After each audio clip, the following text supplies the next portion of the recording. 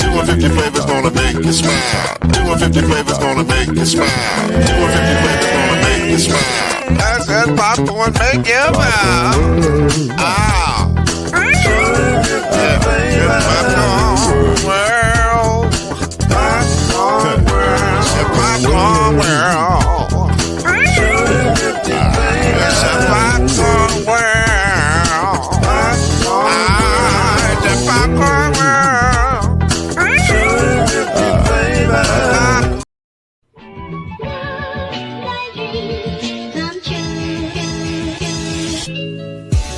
Now it's time for Believe in the ACC with our starting lineup. From Florida State, number 17, Charlie Ward. From Morehead State University, number 50, Lloyd Stan. And from Murray State University, number 2, Kendrick Haskett. Get ready for the best sports show about the ACC in all the land. Believe in the ACC starts now.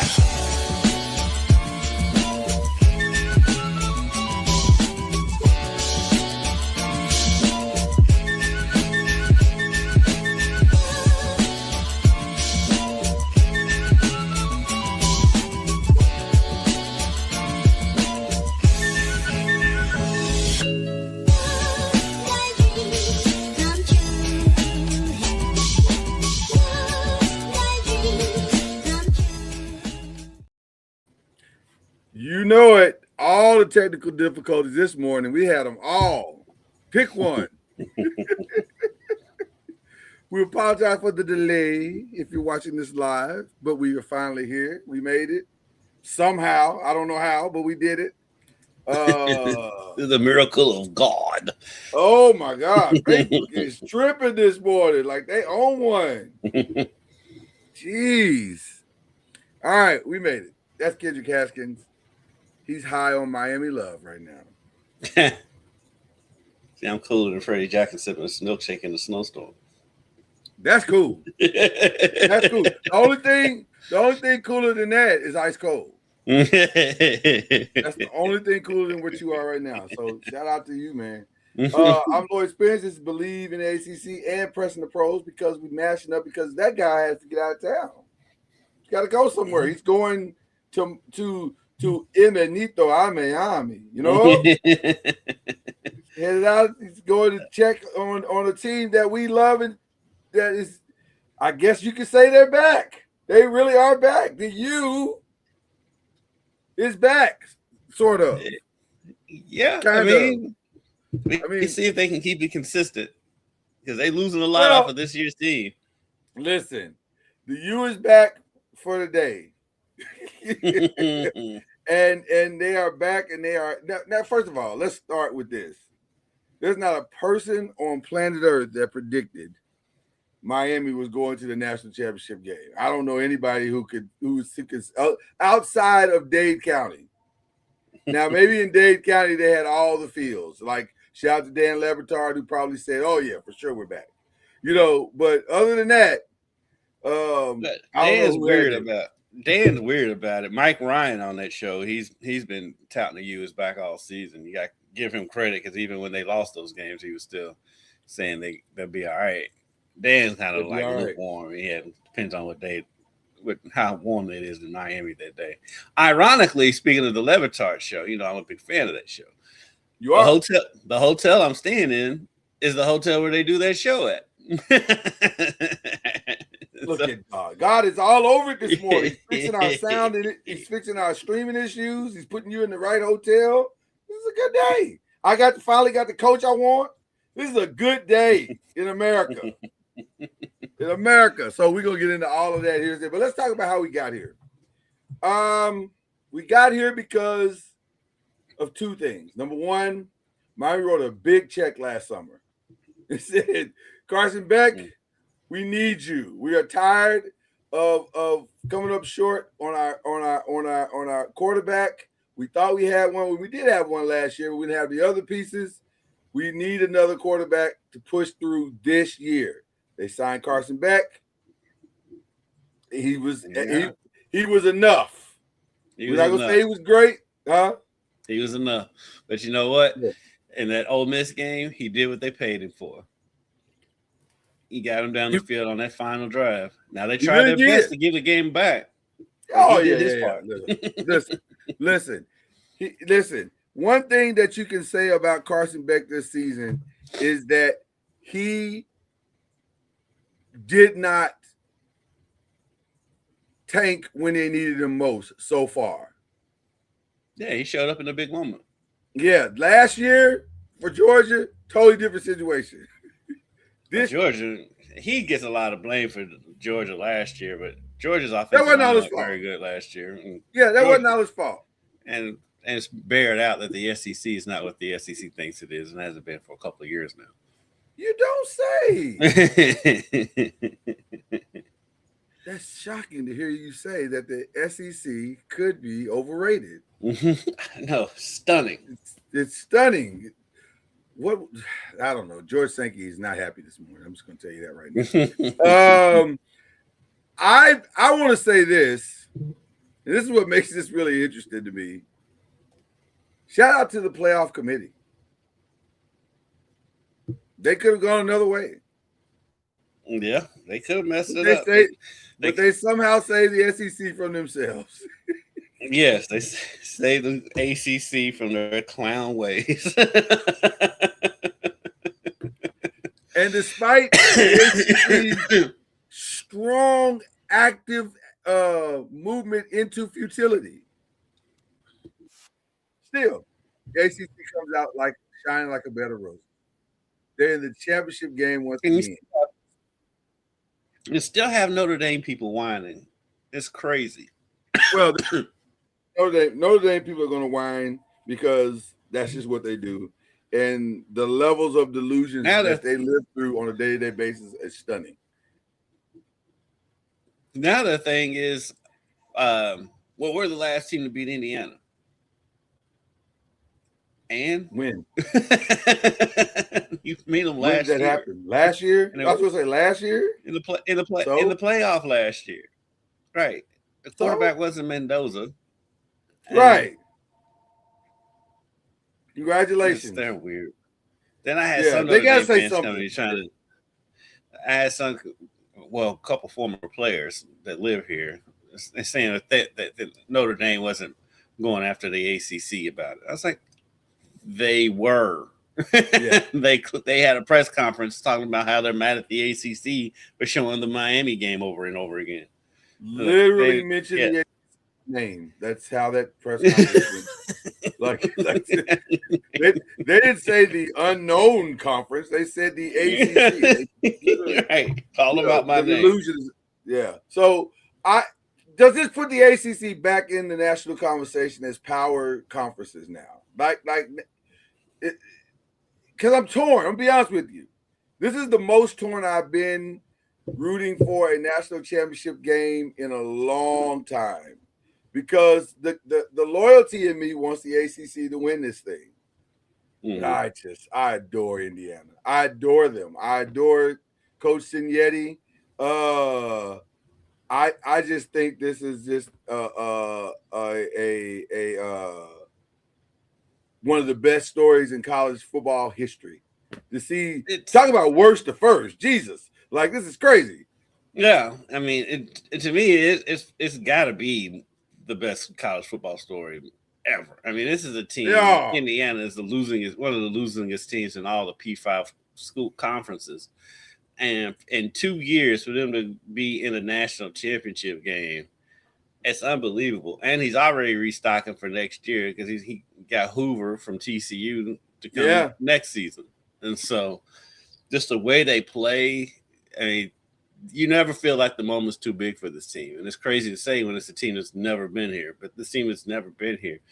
And so, but like the same goes for Miami, because Miami has a tradition, but it's been so long since Miami's been here that like none of these kids were alive, or if they were alive, they were little kids last time Miami was on this stage. No. And so not one of these teams has ever seen a good Miami team until now. Right. Like, because what it 2000?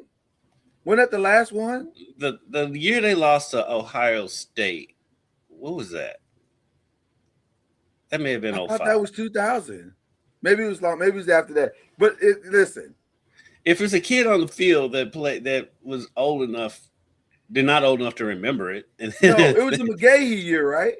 Yeah, when they had McGahee, Portis, and Gore. Yeah, that I want to say that's I think 2000. I Ed could be Reed. wrong. No, it wasn't Ed Reed. No, it wasn't. It was Sean Taylor was on that team.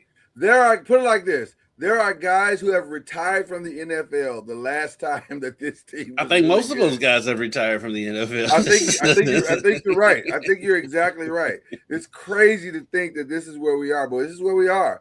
So now maybe I don't know, because it's a weird dichotomy that we have in this situation, because technically it was the college football playoff committee that decided that the ACC needed to be in this situation, not the ACC. The ACC did nothing to help Miami whatsoever.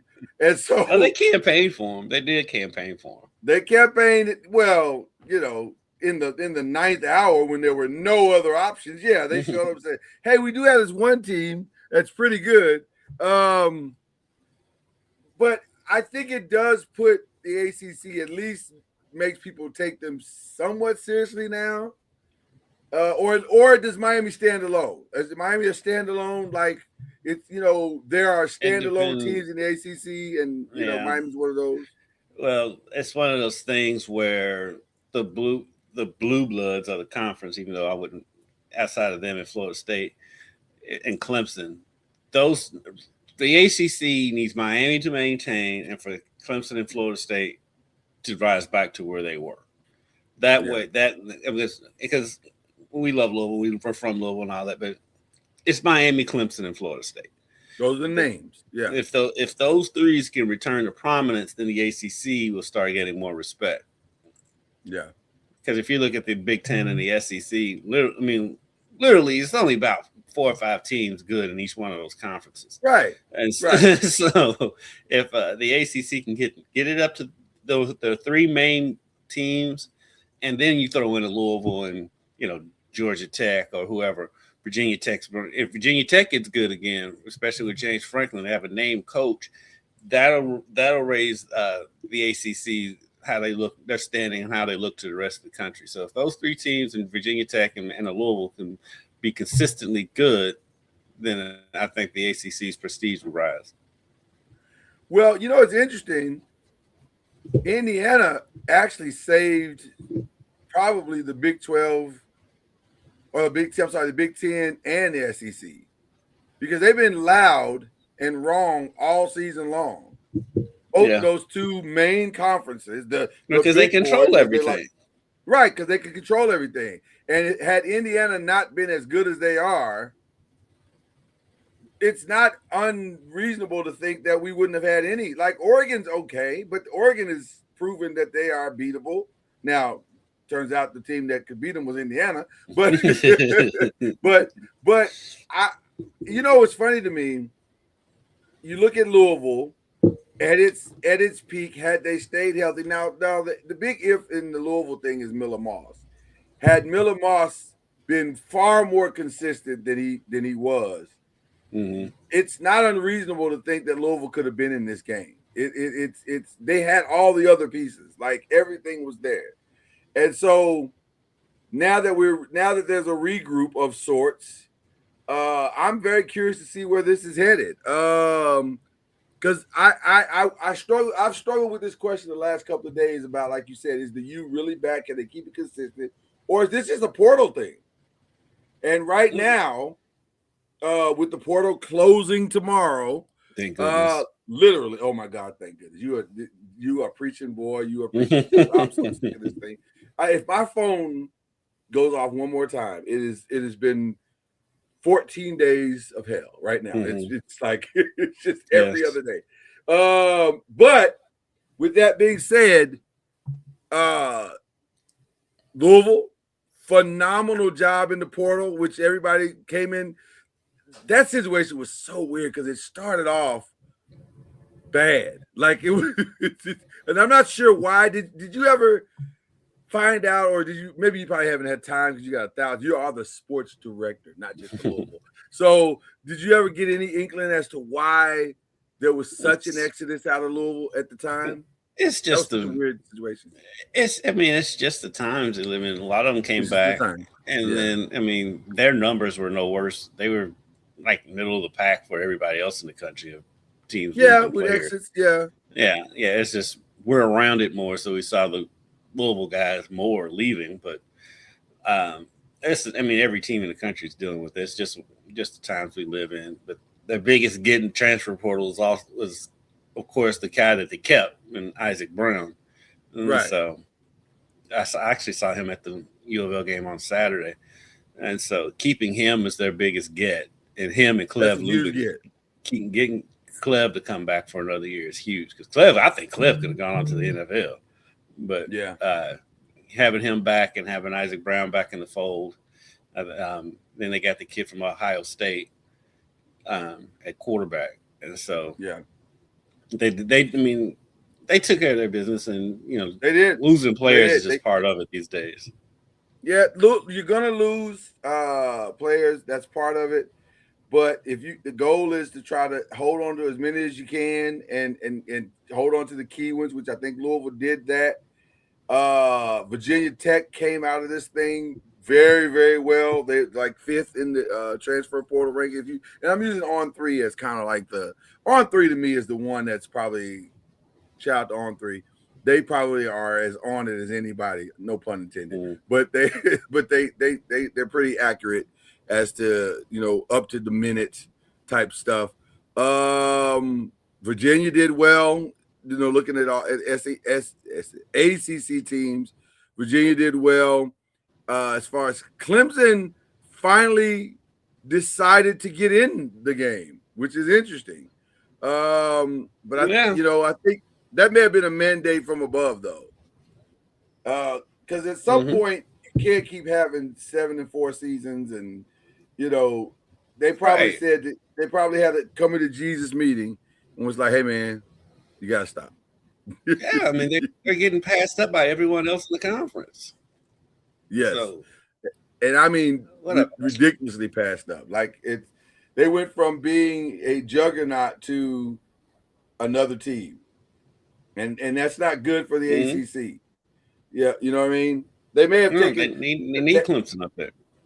Well, I was thinking the president of the president of Clemson and the athletic director and the commissioner of the ACC all probably took Dabo out to lunch and said, "Hey, man, come on. Come on, man. You're killing us, man.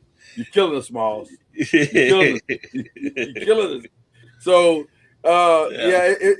they need Clemson. It's not a good ACC when Clemson is just mediocre.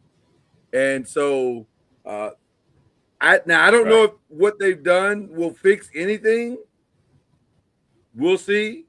But Clemson needs to at least make its way to the other side of the ledger and at least be more competitive than they have been. They got a gaping hole at quarterback right now. I'm not sure what they're going to do. I haven't heard about them getting anybody in the portal. And I have not heard that there was a portal fix.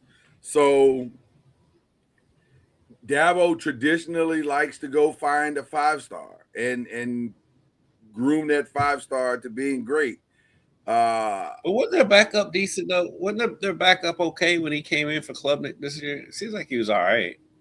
It seems like he wasn't horrible. Yeah, it's hard to know because the games that he came in, they were blowouts anyway. So it's hard to really look at a guy when he's in. Well, he came in for Klubnik.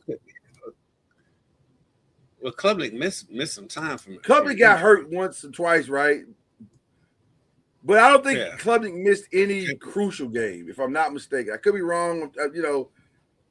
My memory as it relates to Clemson right now is foggy. But I thought the kid came in for some. I'll say chalk. That's the nicest way to say this. Games that were very winnable for Clemson. I don't remember the kid coming in for crucial games. I think Klubnik was there for every quote unquote crucial game that they had. So we're talking about Chris Vezina.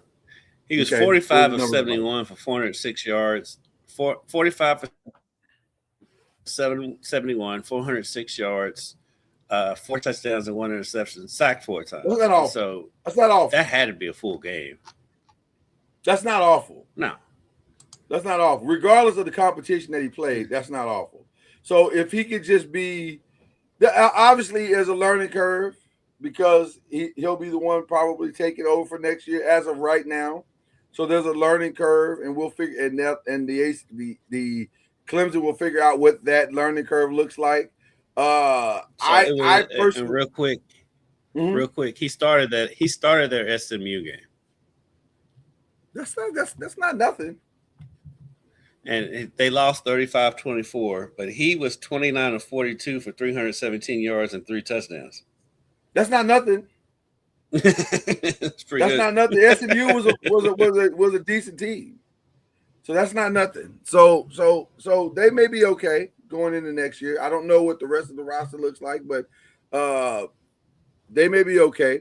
But it's going to be interesting. Right now, the L3 has Indiana ranked number 1. Texas Tech is spending bread right now, people. Let me be very clear. Yeah. Texas Tech is saying, you know the old saying, money can't buy me love? That's not true for Texas. Texas Tech right now is saying, that's not true for the state of Texas. Texas Tech is number 2 on 3. Texas A&M is number 3. So the state of Texas right now is spending all the money. Houston is number 6. just to give you an idea of where Texas as a state is. They are trying to buy their way back into relevancy. So it's going to be interesting to see what happens with the transfer portal. But thank God it's almost over. The madness is just about done here. Other big news that is not probably being talked about and not enough, but I would imagine as the weekend evolves, it will be, because it is a big deal. Right now, we are currently at 12 spots for the college football playoff, but a vote is going to go down as early as I think tomorrow. I think it's tomorrow. Is it tomorrow or is it today? It's tomorrow or Saturdays. It's this week. It's sometime this weekend. They're going to have a vote. Mm-hmm. And the discussion between the SEC and the Big Ten and the others is how we are listed at right now, is that if the Big Ten, I hope I say this right, if the Big Ten can get on board, I'm sorry. Yes, if the Big Ten can get on board with, is it the Big Ten that needs to get on board, or the SEC needs to get on board with 24? I think it's the SEC that needs to get on board. I think the Big Ten's for it. I think the SEC is the one that needs to get on board. Okay, one of them has to get on board. I think Kendrick is right. One of them has to get on board with 24 for 2028. If that happens, then next year we go to 16. Mm-hmm. Now, let me just be very clear about how I feel about this, and I'll look down the barrel of the gun. This is dumb as hell. Like I don't understand why we're doing this. Like 24 teams. The only thing the 24 is going to be mostly SEC and Big Ten schools. Without question. But let me say this. There's only one good thing about the 24. One, it probably fixes the calendar. Yeah. Because you have to. You have to fix the calendar. It all has to be over by the second or the second week in January at this point. Well, really, with the calendar, it's a simple fix, though. All you have to do is just push the transfer portal till after the season. No. It is a simple fix. You are 1,000% correct. But in their minds, we don't know what to do with the calendar. We have to have it. Whatever. This would fix that, because now, and 16 will kind of fix it, because now 16, you're off probably a week in December, and then you got to start. You got to start the games to get it over before the NFL playoffs get ramped up and all the other stuff happens. So 16 and 24 will fix the calendar. The craziness though is Why do we need 24 teams? So basically, the entire top 25 minus one is going to make the playoffs. Right. Which makes the conference championship games even more irrelevant. Well, that's where I was headed. So that's over, right? That has they'll keep doing it. They'll keep doing it because it's a money grab. That's the only reason why they had conference championship games exist in the first place. It's a money grab. Because I don't know if I played. IU Ohio State was number 1 versus number 2, and was the most irrelevant game of a conference championship game, because both of them were going to get in anyway. Right. I guess I don't know if I'd play. I don't know if I'd play if I was doing it. Like, what's the benefit? I know. There's none. There's no benefit in playing. I mean, Miami, for example. Miami didn't play in the ACC championship. Miami didn't play. They didn't worked out for them. I'm gonna be honest with you. If I'm the ACC, I'd have to evaluate it. If this goes to 16 and ultimately to 24, I don't know if I'd keep this game going. There's no benefit in that. The only thing that can happen is that go horribly bad. I.e. Thomas Castellanos. Not Thomas Castellanos. Jordan Travis, right? But he was hurt before that, though. Well, he did, but what I'm saying is you're only opening up the door for somebody to get injured or something to go wrong in that.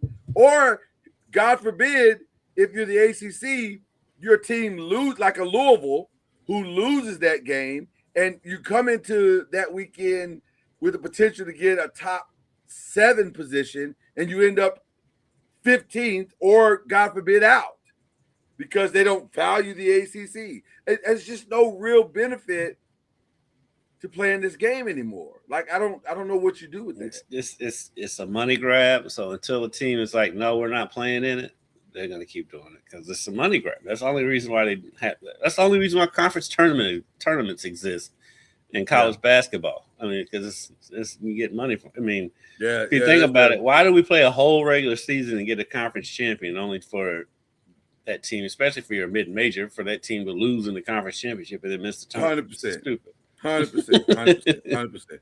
I agree with that. Okay. All right. So that's all the college football news. All right. My guy, Kendrick, like I said, will be covering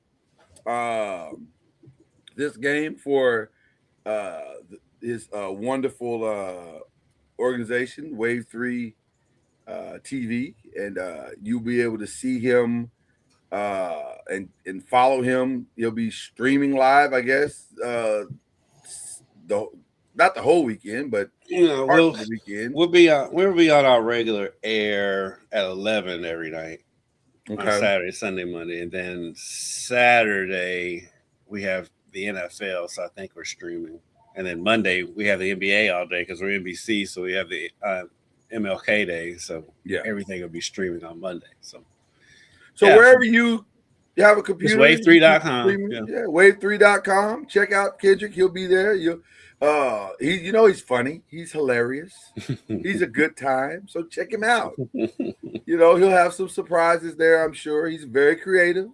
He'll get some good interviews and stuff. It'll be fun. It'll be a good time. We'll have fun. Yeah. So I'm trying to think, is there anything else college football related? I think that's pretty much it. There's nothing else. Right now it's just the portal and the championship. That's it. Oh, I can't wait for that to be over. God, are there any expected surprises in the portal? Who's left? That's a good question. I don't even know who's left in the portal. I think pretty much everybody's made their decisions that are the top guys. Yeah, the top guys are out of there, but it's still some. The one kid that cracks me up is TJ Finley because he's on like his 7th school. Oh my God. Yes. At 7 schools because he's been to a different school every year. He's never stayed at a school for more than a year. At some point, that's got to be addressed. Like, Jesus, come on, man. 7, like, no disrespect to the Chambliss kid who I adore. I think that kid is awesome. I love his story. I love his journey. Fair. It's time. It's time. You got to go. Like, you got to go. Yes, it's time to go to the real world. It's okay. Matter of fact, I think you're going to do well. I think if you go and be what I think you're capable of being in the combine, I think you're going to be surprised at how people respond. Like he's not bad. Like I think he's scared of the other. Go ahead. He's not bad, but he's still in college for a reason. No, I agree. It's not. I'm not saying he's going to set the world on fire. But I think he can find a place on a roster somewhere as a backup, learning and growing, practice squad. Like get to the practice squad. Practice squad is good money for a couple of years, and listen, at least get you started. It ain't what you're gonna make it Ole Miss. I agree, but you gotta go. Like you can't just stay forever, dude. Like what's going on? Like some point you gotta go. All right. I don't even because it's expressive, huh? Where did he end up? I don't think it was Ole Miss, was it? Who? Finley. Oh, that's a good question. I have the players here right now. Let's see. Finley ended up at I thought I had it. Let's see. Let me just type his name. It's so much easier to just type his name. I got it right here. You got it? I can't figure out what this mascot is on here. But he has been at LSU, Auburn, another school that I don't recognize. Looks like Coastal Carolina, Western Kentucky, Georgia State. Yeah, I don't know. This is confusing on 3 as well. So I don't know how to interpret this. What is this? Incarnate Word. That's where he is. Is that where he's at? Yeah. Well, I should have recognized that. Because shout out to Byron Lusby, our good friend Byron Lusby. His daughter plays there right now. So yeah, Incarnate Word is that's an interesting logo, by the way. It's a weird logo. But yeah. Okay, so as much as I want to go to the real news that I care about today, we will do Press and Pros first. Go ahead and get it out the way. There's no. There's time. Is this gonna be a shout out? No. There's other stuff. We're gonna put that in other stuff. But before we get to that, first, oh man, look at this. Look at that coat. Hold on. Let's take a moment to appreciate. Now, is that because it's cold or are you just stunting? What's going on, Charlie Ward? You look good, sir. I like that it's coat. It's cool here. Thank you. It's cool here. What does that mean? Cool. Like, what does that mean? Because it's 30 here. Yeah. It's 28. Well, that's what I'm saying. It's like you're probably there. It's probably cold. It's cool here. It's like 43 degrees. So it ain't that much warmer there than it is here. I guess you can say it's cold. It's cold for y'all. It's cool. It's cooler than you all. Sit back, Kendrick. Is it cooler than Freddie Jackson sipping on a milkshake in a snowstorm? You know who Freddie Jackson is, right, Charlie? Yes. Okay. Yes, I know who Freddie Jackson is. Okay. I didn't live underneath the rock. I just didn't know you R&B proclivities. That's what I was really hinting towards. Yeah. You may not have been a Freddie Jackson. Some people are Freddie Jackson people. Some people are Luther people. Like they don't always. How can you not?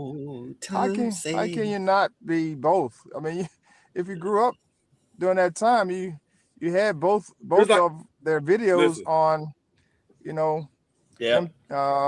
BET videos. Listen.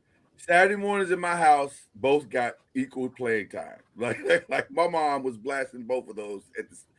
Sometimes it felt like she was blasting them at the same time. I was like, Mom, I don't know if this is healthy, but yeah. I remember seeing Freddie Jackson at the state fair. Yeah. Oh, you saw Freddie Jackson at the state win this year? No. Actually, it was the state fair before my freshman year in college, so it was 93. Oh, gotcha. So, yeah. Charlie, the ACC made it to the championship game. Can you believe it? Yes, because you only need one good team to do it. You only need one. That's what I keep trying to tell people. Like people keep talking about the ACC this and ACC that, and all you need is one good, solid team. Right. And when you have one, then they didn't win the championship, which was crazy to believe. But it's really no different than any SEC team that doesn't win the championship, their own conference championship, and then they end up running the table or making it all the way to the finals. So I just keep talking about all these different conferences and who's the dominant and who top to bottom. At the end of the day, you have more teams in, you have a better chance to get somebody, for in the championship game and also to win it. Yeah. But the conference, I think they all, when we start talking about equal, it depends on who's looking at what. But it's, to me, every conference has good teams, mediocre teams, and bad teams. Yes. And so you can shape it however you want to look at it to say who's the strongest and all that. But that's what you're going to have every year. You're going to have top tier teams, mediocre teams, and then you're going to have your bad teams. And so I'm just happy that Miami has made this run. But the other thing is, I think it's good that outside of Indiana, they're kind of messing up the curve here when it comes to buy teams, making it or playing. And but Miami is another byproduct of playing the first week, playing multiple games to get to where they are today. So if you're in the future, you probably want to be one of those teams playing in the first week.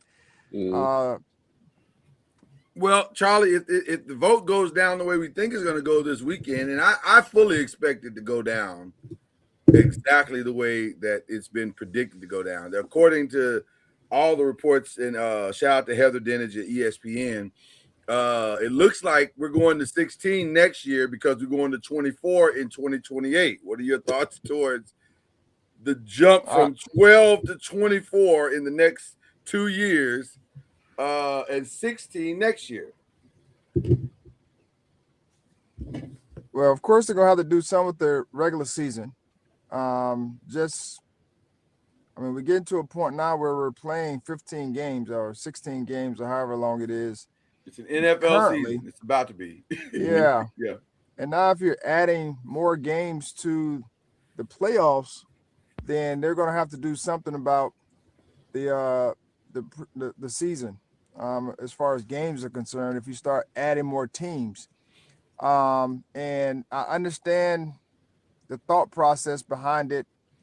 And I don't know if it would be any different when it comes to like the results at the end, because you're still going to have your teams that are good for the year, whatever that year is. Yeah. But I guess it opens up the door for more teams to say we made the playoffs for recruiting and dollars, which is also a good thing if the money is there to be had for a first round playoff team. From a player's perspective, hopefully they're getting a share of the playoff money, which would be great. If I know they're gonna start to work that deal out.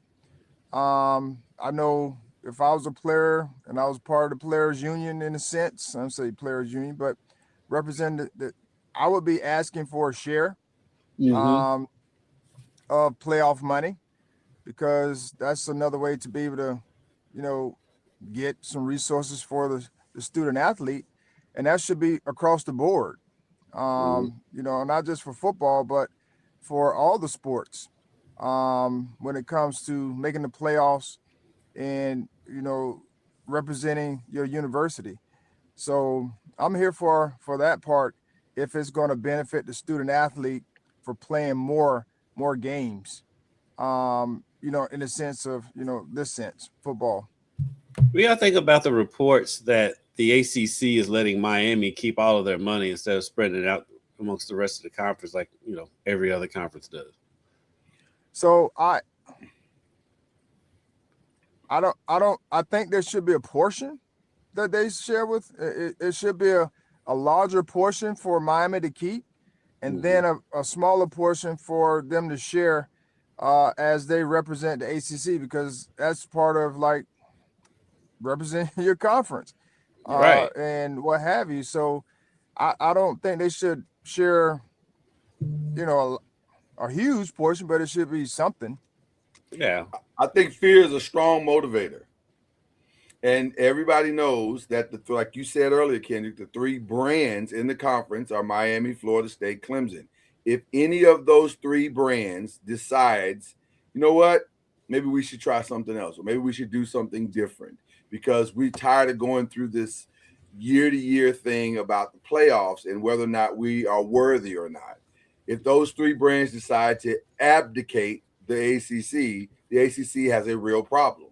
So the ACC is saying, we got to figure this out. Because, again, let's go back to something that we all know. This ESPN deal lasts till how long? 2033, 35, something like that, some crazy number like that. So I get it. I get why the commissioner's doing it. It's not a good look conference-wide, but does it solve maybe a little bit of the problem and help the U come all the way back? Maybe. So is Indiana sharing some of their profit with the Big Ten? Yeah. Yeah. They don't have the same point. problem. Yeah, they don't have the same problem. I totally understand it. I'm just saying they should share something. I'm not saying it be 30% or whatever the deal is that they normally share. I think it should be a portion just to give back to the conference. And yeah, that's just my thoughts. I know Miami will look. I mean, they're grateful for it. The deal, and I don't think that would deter them if they were going to give something back, because they were planning to probably give whatever the portion was back to the conference, because that was the norm. Yeah. I think this is just placating. Like we're just trying to make everybody feel good about themselves, and please don't leave us. I'll do whatever you want. Just don't leave us. Okay. But maybe that was part of the deal that they got out of FSU, the FSU and Virginia, TV or whatever that deal was that they were talking about or went through. Maybe this is something that came out of this whole thought process of, well, maybe we should help them. If they made it this far, maybe we should help them keep going. But yeah, I don't know. Yeah.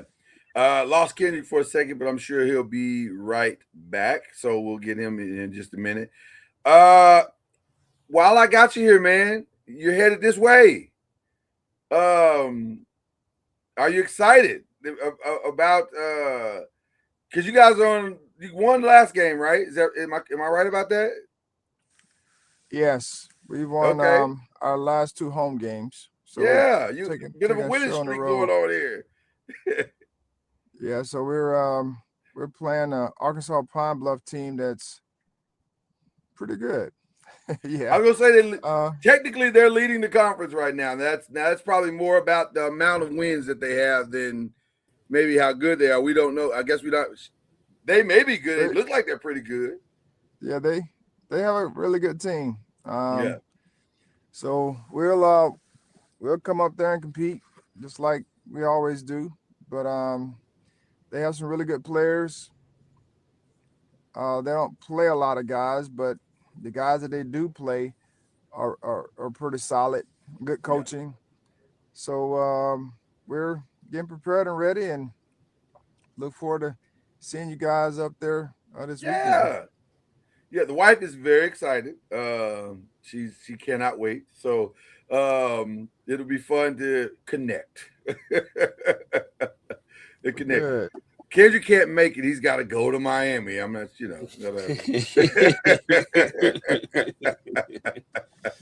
Going to the warm weather. Right, he's going to the warm weather. Yeah.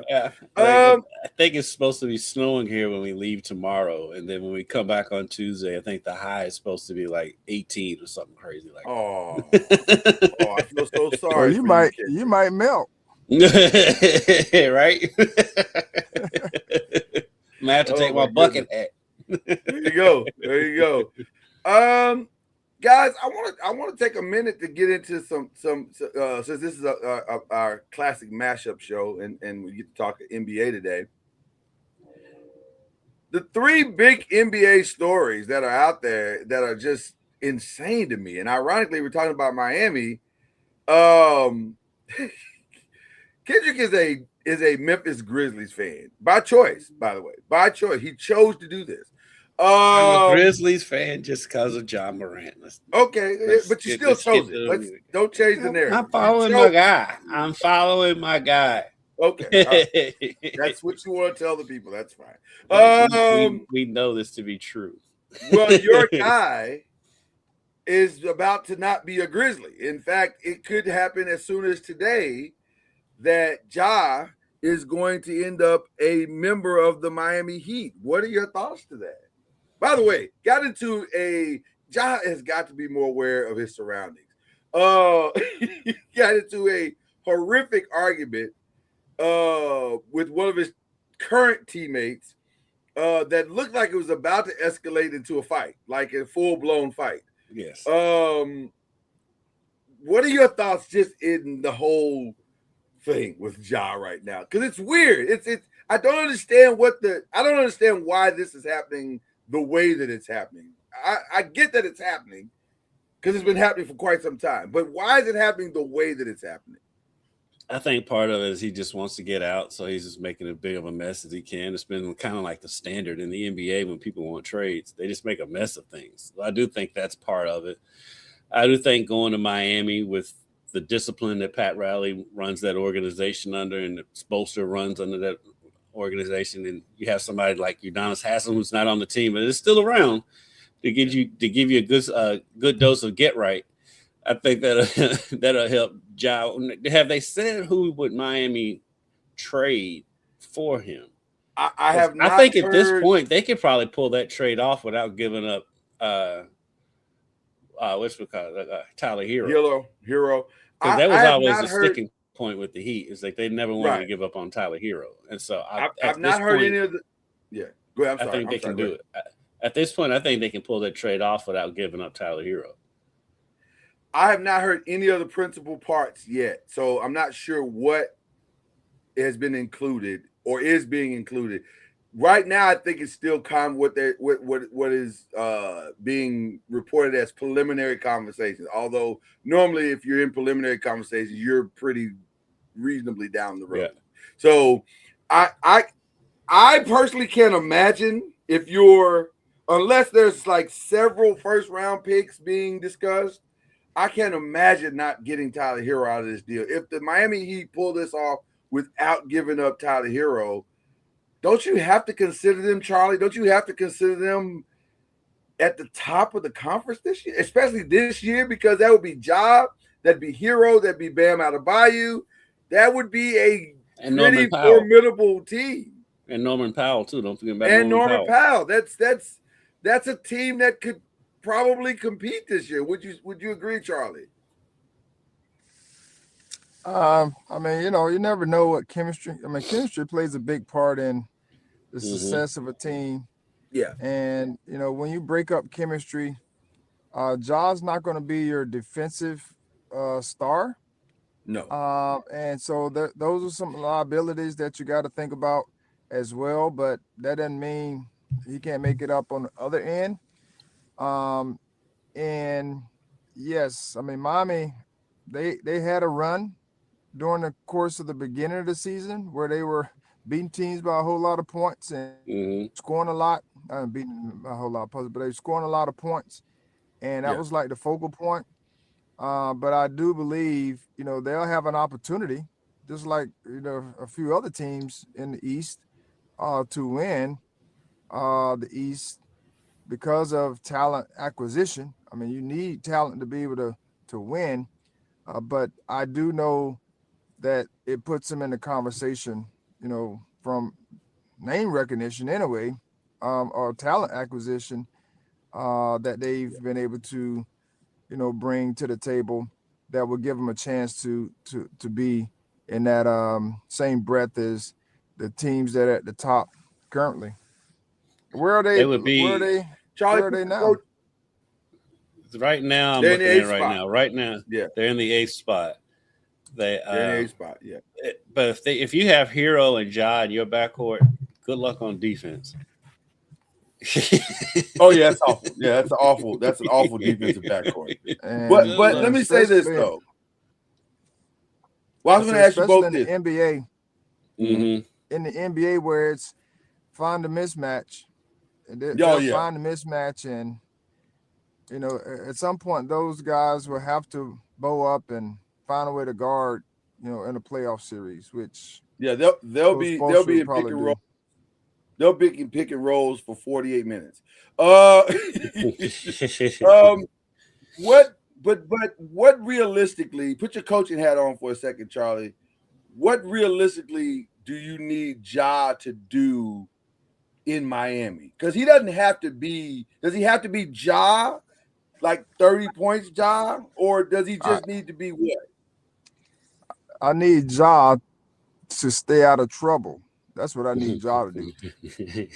But I don't need nothing about basketball.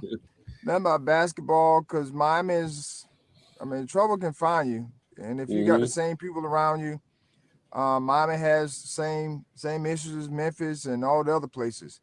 And so Ja has to start make that his priority. Make sure he's doing what he's supposed to do off the court, and not hanging out in the clubs and all these different things that go into being successful on the court. So let's just basketball wise, he'll be fine, but just the other part is my concern. Listen, there's parts of this that seems like this is a disaster waiting to happen. I mean, if it wasn't for the Heat organization and how they run things, it would be a complete disaster. But we have faith in how the Heat run their organization. Well, listen, it's definitely going to be tested in this particular situation. Like it's because on paper it feels like, to Charlie's point, it feels like this is a disaster waiting to happen. But Pat has reined in many people. And so you got to believe that he could possibly rein Ja into. Now, to be fair and to be balanced in the reporting, never had a player like Ja that I can remember in the Miami Heat uniform. I can't. He's had some knuckleheads. Whiteside. Hassan Whiteside. Whiteside was challenging, to say the least. He's no longer there. Right. I don't know if anybody's as challenging as Ja. He's dealt with Jaws before. He's dealt with Jaws. Jaws? What was the one guard they had? Terry Rozier? No. Charlie, you'll kick a man when he's down. But Terry wasn't a knucklehead that we knew of before that. What was not quite that bad. Yeah. They had another guard that played along with Whiteside, as a matter of fact. He came in towards the tail end of Dwayne Wade. They had Malik Beasley. I mean, not Malik. They've had Malik. Malik Beasley. Beasley. The other Beasley. Michael Beasley. Michael Beasley. Yeah, they've had Michael Beasley. I mean, they've had their share of knuckleheads come through there. It's just they get some get right. Well, most of them do. Hassan Whiteside never really got it, but it'll be interesting. I don't know if they've had any with the star power of Ja. That's the challenge. It's Michael Beasley will go to the club and get attention. The focal point when Ja shows up to the club is Ja. That's the problem. And There's nowhere in Miami he can hide. So whatever's going to happen is going to happen. So you're right. Charlie probably gave the key thing. If he can act like he got some, but now here's the other part. This is it for Ja. I hope he understands that. This is it. You're not going to get another chance after this. If you can't go there. Yeah, he will. I'm not going to go there. No. I disagree with that. We've seen knuckleheads. As long as you can put that ball in the hoop, you'll get chances. They keep giving them dudes chances. Yeah. I want to be very clear about what I'm saying. Somebody who's doing what they're supposed to do and, got a little talent, good team player. They're the ones that get pushed around. They're thrown around all over the place. As long as they can produce on the floor, they'll always get a chance. I mean, if he's no worse than anything that Dennis Rodman used to do. No, he is. He is. Because Dennis never let what he did off the court affect what he did on the court. Dennis was like, I'll drink and I'll party and I'll be up for 48 hours straight. But I'm about to. Michael Jordan had to go pick Dennis Rodman up from Vegas during the NBA Finals. That's right. And guess what Dennis did when he got back? Gave you 15 rebounds. That's what we're saying. That's what we're saying, that he still produced on the floor. And so even at the end of his career, when he was with the Lakers, he was still crazy. He still produced. He was crazy. No question. And he was diminished. Listen, Ja will always until Ja gets up into his 30s, he's gonna have a chance to play somewhere. Ja, don't you listen to these people? You have been injury prone. You have been problematic. You better go in and act like you got some sense, or you're gonna be out. You're gonna have real problems, sir. I mean, we were just talking about one of them, Michael Beasley. And where is Michael Beasley? He still gets on NBA rosters at some point in the season every year. No, Michael Beasley has been on the NBA roster in 5 years. He playing 1-on-1. Right, he's the 3-on-3. Yeah. He had a great season with Ice Cube, but that's gonna be Josh's career if he don't knock it off. Now, I want to get into this too because this is a weird situation too. Rich the man Paul is hurt. Well, here's what makes it interesting. Rich Paul said on his brand new podcast, which, by the way, it's only been on Netflix about an hour and a half, and I'm already annoyed. He said, I think Anthony should be traded, and he's pulling Rich Paul tricks out once again. Now, I don't know if that's necessary. Is the challenge I'm having? Is he his agent? Yes. Oh, okay. Yeah. And so he's saying he wants Anthony traded. And right now it doesn't appear that they care where he goes. Like I've heard Toronto, I've heard Atlanta. Anthony Davis. Which those two don't make sense to me at all. But other than this might be about his check at this point. Like this might be the last check he's going to get, and they know that, and so they're just trying to figure out what's the best place for him to go to get that final big check. But what's interesting to me about this deal is that I think he's right in the sense of what are you doing? Like, why are you trying to hold on to any of these pieces? Like with Kyrie, with Anthony, with Clay, what I can understand. Doing? I understand the Kyrie part. I don't. The Anthony Davis part, I don't. Cooper Flag is playing great. He's everything you hoped he would be as a rookie. Gut the whole thing and build. Build. It's time to build. That's where you are. It's time to build. Yeah, but I can see keeping Kyrie as part of that build, though. Yeah, because he's very instrumental in teaching. Like he's helping out some of the, he's helping out. Isn't that what Jason Kidd is for? You need a vet in the locker room. The coach can't always be the vet. I think the financial part for me would outweigh anything that I understand the vet thing. I think I can get that same vet keeper somewhere else. I get out your spot. Charlie's stealing people's parking spots. They don't have a Charlie Ward spot for you? I was here at the I was bringing president of her present, and she's not here. So it's high security these days, which is good. Which is good for our university. Yeah. But while I was here, they have different parking spots for different people, and I was in somebody's parking spot. Oh my goodness. Charlie, you should have put out the "Do you know who I am" card. Well, that's not the issue. The issue is I was in somebody's parking spot. All right. The guy, I knew fine. the guy. He was one of the workers here, so I knew him. All right. Well, the guy. Come on. You know what, guy? You just cost yourself some tickets, home tickets. So there you go. Yeah, I mean, if his spot, hey, I'm the same way. If I got a spot, I don't care who you are. So the flex doesn't work. The flex doesn't work if it's my spot. I'm flexing. It's my spot. Touche. Well, going back to Anthony, I understand what you guys say about the Kyrie and having a veteran carryover. That's an expensive veteran carryover, though. But he's really good, though. When he's healthy, he is. Money.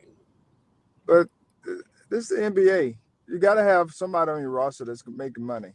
Yeah. So, it's pretty much required somebody has a max contract in the NBA. Yeah. So I mean, he's a guy that you want around because he's going to be mentoring other guys, younger guys. But a guy like Anthony Davis, I mean, he's been injured all year. Wow. Something. I mean, it's been something all year with him. And now he's out with a ligament strain or whatever it is. So that dude gets injuries I've never heard of. I've never heard of a ligament strain in your hand that takes you out for the rest of the season. I've never heard of that. I'm not even discrediting him. I'm sure it's legit. I'm sure they want him to play. He just gets injuries that no one's heard of. Okay, we have breaking news. Okay. And this is significant. 20 men have been charged in a point shaving scheme involving more than 39 college basketball players on more than 17 NCAA Division I teams, leading to more than 29 games being fixed, according to a federal indictment unsealed Thursday in the Eastern District of Pennsylvania. 15 of the defendants played college basketball during the 23-24 season and the 24-25 season, according to the indictment. Some have played this season. Two of the players named in the indictment are Sedquavius Hunter and Diquavian Short. Wow, what names. And were sanctioned in November by the NCAA for fixing, wait for it, Kendrick, New Orleans games. I know. At least two of the defendants, Shane Hennon and Marvis Fairley, were also charged in federal indictment in the Eastern District of New York, centered on gambling schemes in the NBA. Antonio Blakeney was named but not charged. The scheme, according to the indictment, began in 2022. This is just breaking. Some more news is to come, but this is incredibly I remember Blakeney. significant. Blakeney was a highly recruited point guard when he was coming out of high school. Because Louisville was high on him. Thoughts, gentlemen? This is significant breaking news that's going on. 20 men have been indicted. One of the biggest issues. Yeah, one of the biggest issues we're going to keep facing is they're saying college athletes aren't supposed to bet on any sport, Yeah. But in this day and age, it's above board.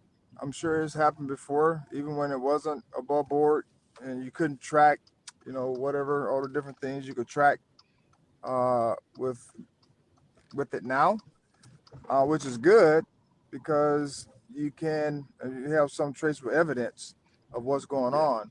Yeah. But the issue is you have all these bet online, all these different outlets, and some of these college students student athletes aren't getting. They may be betting on other sports, professional sports. Yeah. And they're getting dinged as well for betting. And so when we start talking about the normal student and being a normal student can bet on games, whether it's college or pro, but the college student athlete can't. Right. Which I understand the reason behind it for sure. But this is where we are. And now I know we want to make sure that everything's above board and those types of things, but the temptation to do it is there. And I guess it's no different than anything else, breaking rules and regulations and whatever else you have to do.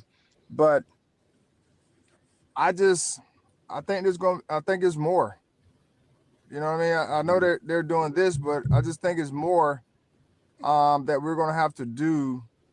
One, of course, education is always key, but how can we, work towards helping the student athlete? But even with that, people who have gambling problems, I don't care what kind of education you have, all those types of things, or an addiction, I should say. It's because that's an addiction, a form of addiction. It's just going to happen, and you just have to continue to educate and help people along the way. But we make it easy, It's right there on my phone, and they got prop bets. They have all these different bets that you can do, and you just have to have the self-discipline not to be engaged if you're a student athlete. But it's tough to navigate. Yeah, because it's like a two-way street. On the one hand, it's so easy for them. It's like you said, it's so accessible. It's right there on your phone. But on the other hand, they're easily caught more because they can track this stuff. That's why you're seeing all these stories coming out all of a sudden because it's easier to track. So at this point, you got to kind of be a moron to still be getting caught doing this because they can easily catch you doing it. The other thing that makes this story interesting is that what is the ramifications as it relates to whether or not this plays back? It shouldn't, but I mean, the NCAA is a funny place. So it shouldn't fall back on the schools that, especially if they are truly unaware of the activity of the student. But, I mean, I don't know.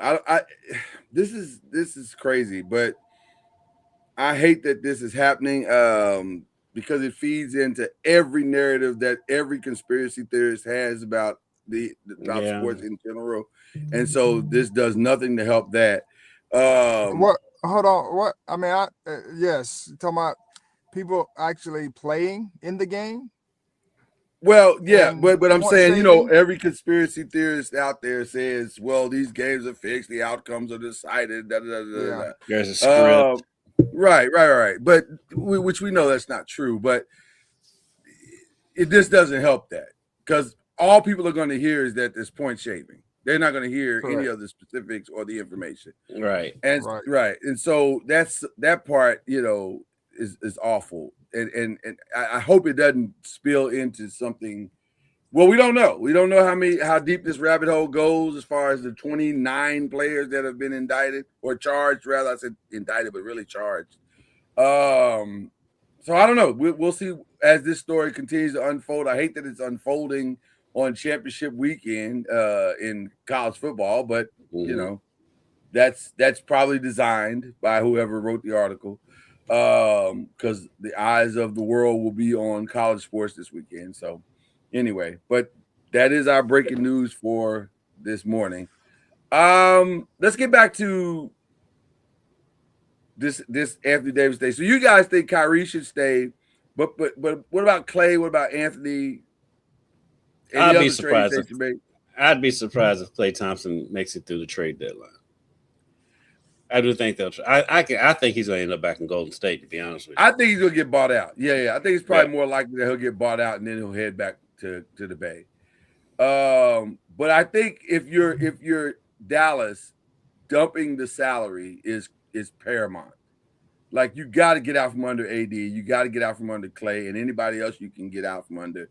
Do that, because you're not making the playoffs this year anyway. So what's the point of driving hard to that or trying to drive hard to that conclusion when it's not realistic to think that's going to take place? So just, let's start working on the future. Let's start figuring that part out.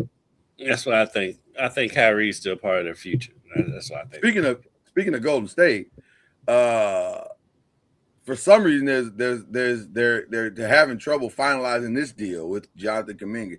All signs point and have pointed to him going to Sacramento for the last 4 or 5 months. I'm not sure why this is taking so long, but the Kings have kind of dug their heels in on not wanting to give up a first-round pick, which I kind of understand, but also I don't, because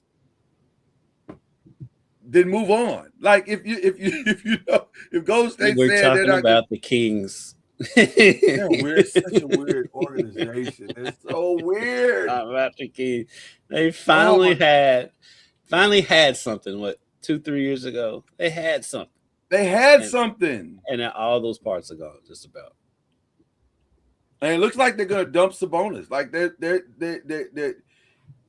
now Sabonis and Malik Monk are squarely. Malik Monk still being there is surprising to me, because they've been talking about trading him for a better part of 2 years now. Sabonis is an interesting one, though, because you'll get a lot from him, and I think he could be that piece for a team that's just that close to get them over the hump. Yeah, I think the Lakers should be going after him if he's available. Well, from what I've heard, he is definitely in their eyesight. But breaking news again, and shout out to Shams for doing this right in our segment. I appreciate him for coming through in the clutch. Officially, Jonathan Kuminga has demanded, is the word that Shams is reporting, demanded a trade away from the Warriors, and he becomes eligible to be moved today. So maybe that's the holdup on the deal too, is that his eligibility didn't come until today. Because there is a group of players that aren't eligible until the 15th today. Right. So he was in. I guess he was in that mix. So now, I would think by the end of the weekend, Jonathan Kuminga will no longer be a Warrior.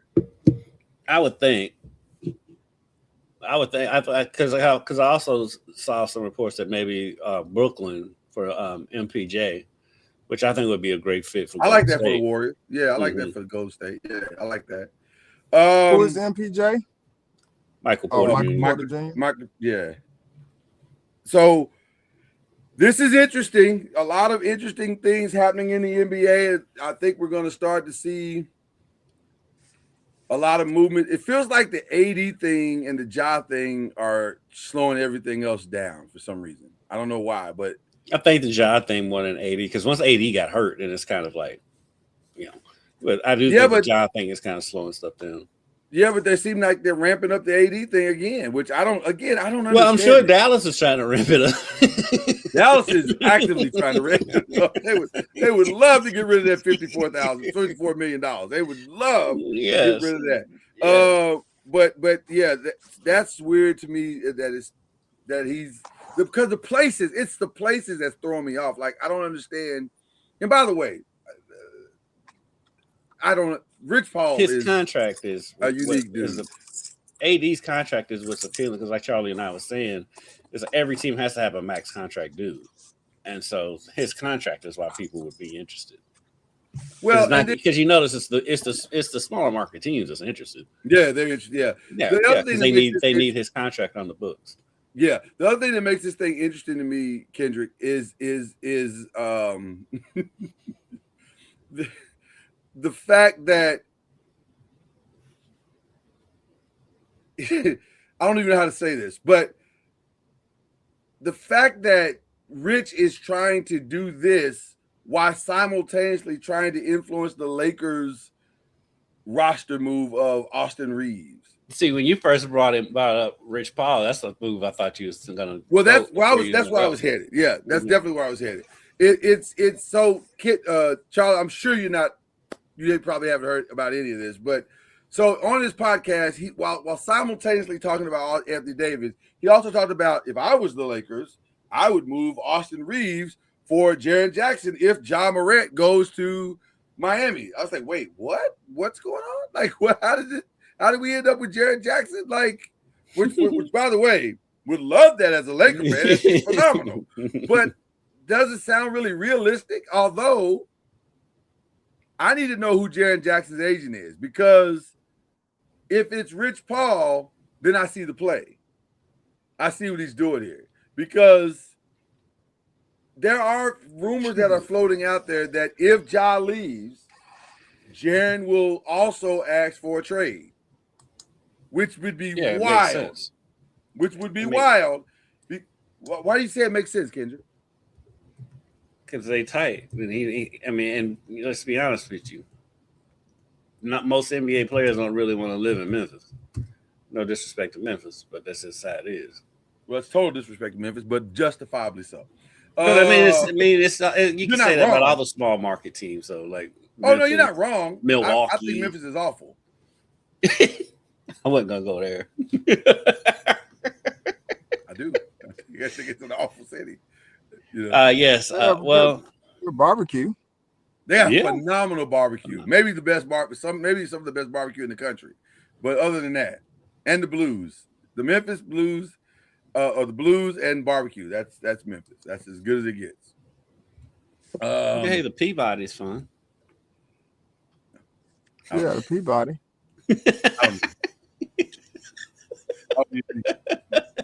You've never witnessed the march of, you've never witnessed the March of the Ducks? Yes, I have. I figured Charlie has. I've seen the March of the Ducks. They have a good blues museum there. I would believe that. I believe that. Shout out to the late great BB King. Big. Hey, but Elvis, other than that, I don't need any of that. He was a hero the most. I don't need that.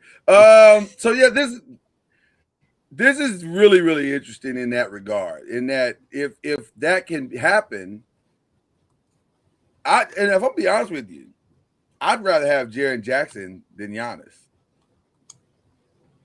Really? Yes. Why? Because he opens up the floor more? He opens up the floor more. I think he's an overall better defender than Giannis is.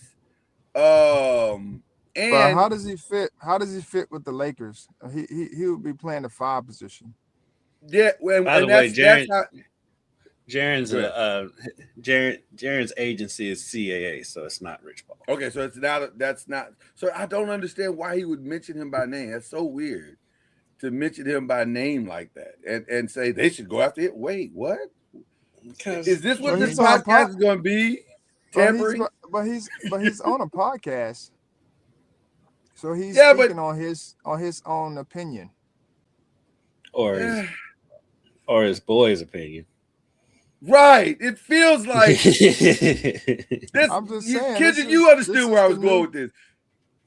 This is the new wave.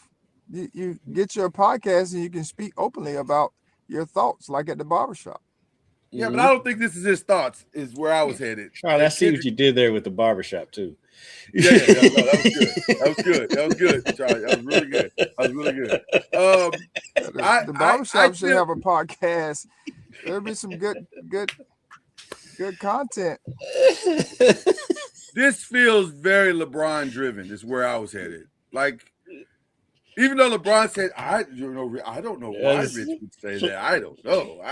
Charlie had Kendrick Lamar level entendres right there. It was. It's very good. I don't know. This is, what's funny about LeBron? Out of all the things that he's accomplished, and he has accomplished a ton, the thing that I think he's done better than any player in the history of basketball is he has managed to walk the tampering line better than anybody else.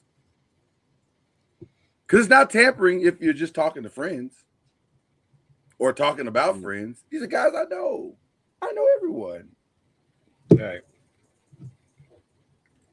But it's interesting that this would come up at a time where the trade deadline is coming, and when guys make one more run, and when guys who have already been moved can now be moved, and the trade deadline is a month away, and so not even really that weeks. We're weeks away now. Yeah, weeks away from it now. Yeah, so, it'll be interesting to see where Jaren Jackson ends up playing in the rest of the season. Because I do think he would be a great fit for. He'd be a phenomenal fit. He'd be phenomenal. And as crazy as it sounded when you originally said it, that you'd rather have him over Giannis, it does make sense, I think, with the Lakers, because Jaren doesn't have to have the ball. He doesn't. That's why it works so well. He's going to get 2015 because he's Jaren Jackson, and that's the only reason. And he doesn't care, and he takes the ego completely out of it. Like that, I love that. What would you prefer to have, Charlie Ward? Jaren Jackson or Giannis? Or does it matter? Well, fit does matter. Mm-hmm. So it depends on what you're looking for. And with the Lakers, the reason I say he would be playing the 5 because, he could play the 4, but if you're removing Austin Reeves out of the mix, but then Austin Reeves, was he starting? I know he's playing well at one point. Yeah, he's out right now with an injury, but yeah. But there are some that believe that if a Jaren Jackson thing happened, Charlie, that they could do the deal without losing Austin Reeves. Which makes it even more interesting. Well, because the Lakers have like 3 or 4 expiring contracts. And so it would be those 3. It'd be like those expiring contracts plus like 2 or 3 first rounds, that kind of thing. So I would think that would have to include Vanderbilt, Rui. Yeah, it maybe Gabe Vincent. Like it'd be definitely be Gabe Vincent. It'd be an interesting contract. But then now you're messing with your depth. You are. That's the X factor. Now you got to go fill out the roster again. Yeah. I can understand it, but I don't know who you're chasing in the West. Are you going to be able to beat San Antonio? Denver's looking solid, even without Jokic. Yeah. You chasing. The Thunder. So will you be able to beat those teams with this move?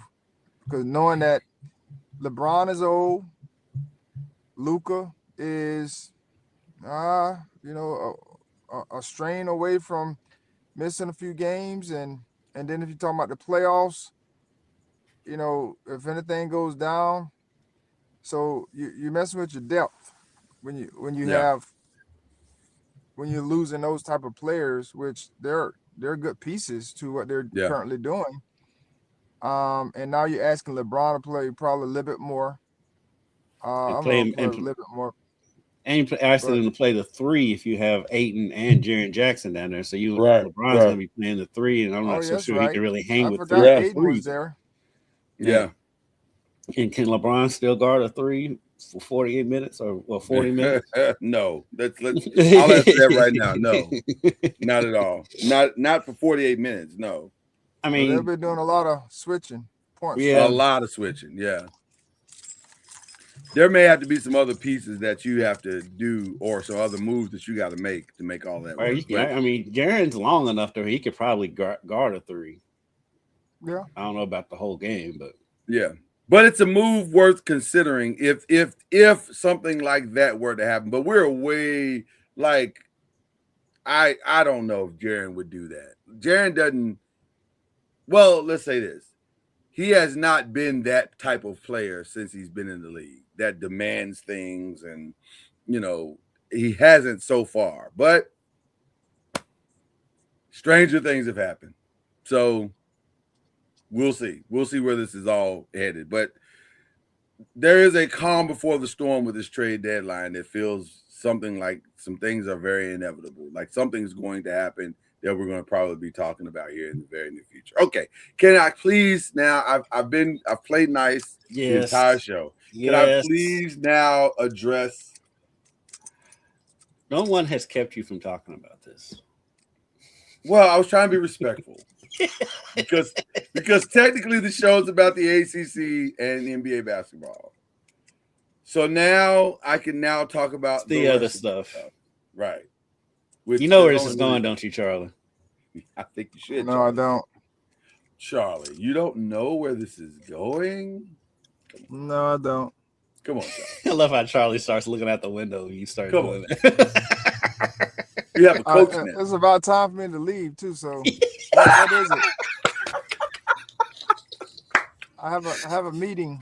You know what, Charlie? O'clock. That's cold. That's cold work right there. That's cold work right there. That's cold work right there, Charlie. Well, let me hurry up and get this out there. We got us a coach in New York. Shout out to the great John Harbaugh, who, by the way, you know how they said earlier that the reports of him wanting $20 million were greatly exaggerated? Turns out that's not true. The deal, from what I'm hearing, is 5 years, $100 million. Now, the roster control part of that report may have not been true, but how long that's going to last? It'll be not true for like a year, and then if Joe Shane messes it up, then it'll be complete Harbaugh control. So, and by the way, there's no indication that Joe Shane won't mess this up, by the way. So well, I will defend him a little bit because he has put together a pretty good roster. Just injuries ate them up this season. And a couple. Well, Thibodeau has kind of underperformed, and then and then the one kid from Penn State that came in wanting Lawrence Taylor's number didn't quite live up to those expectations. Carter, Abdul Carter. He didn't live up to those Lawrence Taylor expectations he was putting on himself. He didn't have the sacks for sure. Let's be clear about that. But now he came on at the end of the season. I will say he did come on. Yeah, and from the pressures perspective, he did very well. He did extremely well. But he's a rookie. But your boy, like I said, your boy Shane put that together. You got Malik Neighbors. Malik Neighbors blew out his knees, and nothing you can do about that. And by the way, the IHOP commercial is hilarious. That is hilarious. Shout out to him for having a sense of humor about it. Because that's like, have you seen that commercial, Charlie? Where he's sitting at the IHOP table? Oh, yes, I have. Yeah. I was like, wow, that's shots fired. Like, though it's true, though. He did mess up a lot of fantasy teams. That is very true. Yeah. But I mean, they've got. I've said it from the get-go when the job came open. I was like, out of all the job openings that are there, I think they have the best situation roster-wise because you pretty much it feels like you have your quarterback. Scatterboo will be back. You have a number one receiver in Malik Neighbors. You've got good pieces on defense. So I felt like that was the no-brainer for Harbaugh to begin with. That was the best job out there. And like only one I think close to it is the Raiders, just because you have a number one pick. But Raiders? Yeah, just because they have the number one pick. That's the only reason. You're not going to the Raiders. The Raiders have made good coaches look bad. Yeah. Yes. I mean they're a funny organization. Probably should have stayed in Oakland. They probably had more success in Oakland than they would have. You'll get more free agents and move to Vegas than I think Oakland. That part. But To be honest with you, they've been in Vegas for how long now? Is it 3 years now? 3 or 4 years, yeah, something like that. And they still same Raiders. Yeah. So Yeah. So as I was listening to somebody today, it was like, at some point, these folks got to start looking in the mirror. They keep firing coaches, GMs, and all that other, and everybody else. At some point, they got to start looking in the mirror, like, what are we doing wrong? Mm-hmm. Yeah. I'm looking at you. When you're constantly firing people, at the end of the day, if you're constantly firing people, there's a common denominator. It's you. It's you. You're the problem. Yeah. You're the problem. 100%. I'm gonna be honest with you. I think, well, first of all, I'm not that surprised by the hiring because John Mara's is his son or brother, Chris, one of them, he went to Harbaugh's house Sunday and spent the entire day with him. And so once you sit in a man's house for an entire day, you've decided who your coach is. Like you're not down there to talk about, the potential of a situation. You're not walking out without a coach if that's the case. Yeah, this to me yesterday was this formality. They were just trying to let him meet some of the people and get familiar with the building and have some talk strategy. But there was once he went down there Sunday, I said, "Oh, they're having a conversation about today and tomorrow." So Joe I hope Joe Shane doesn't think he is safe. He is not. He is for sure on the clock.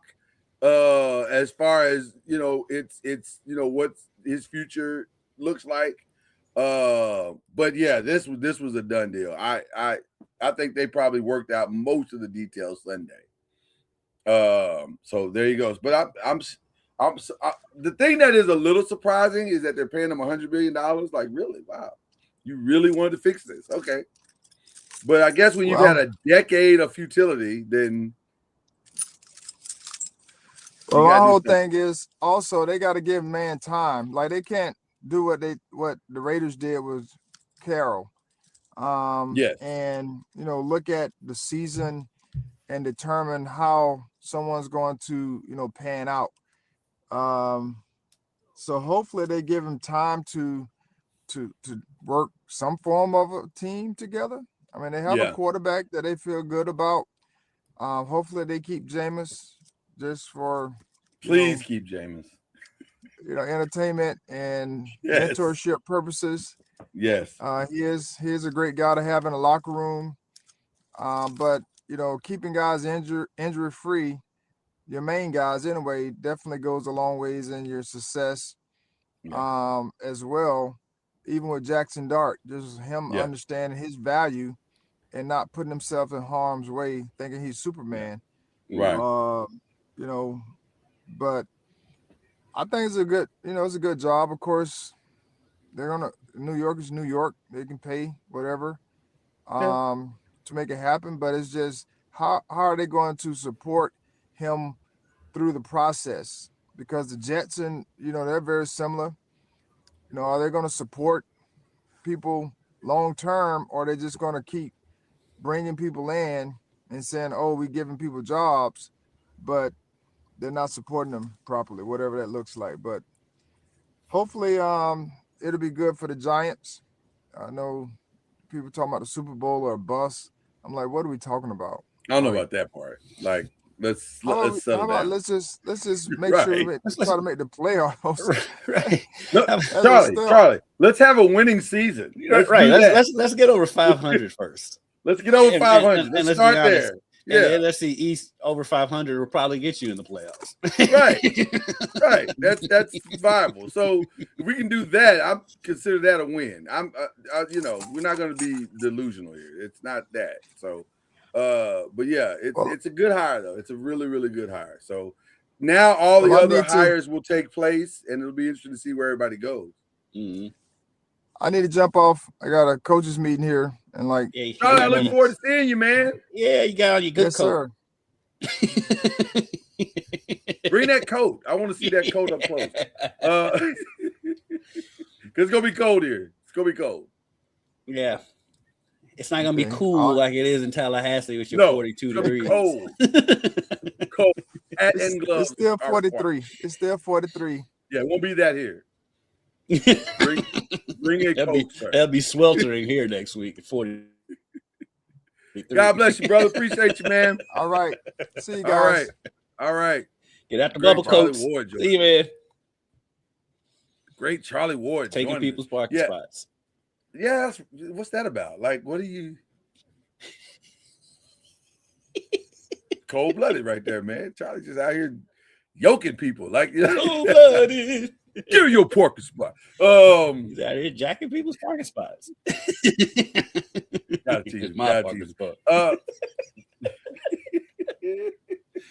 my goodness. So anyway, yeah. So that's exciting to see what happens with that. I don't know how to deal with this next story. Maybe I shouldn't deal with this next story.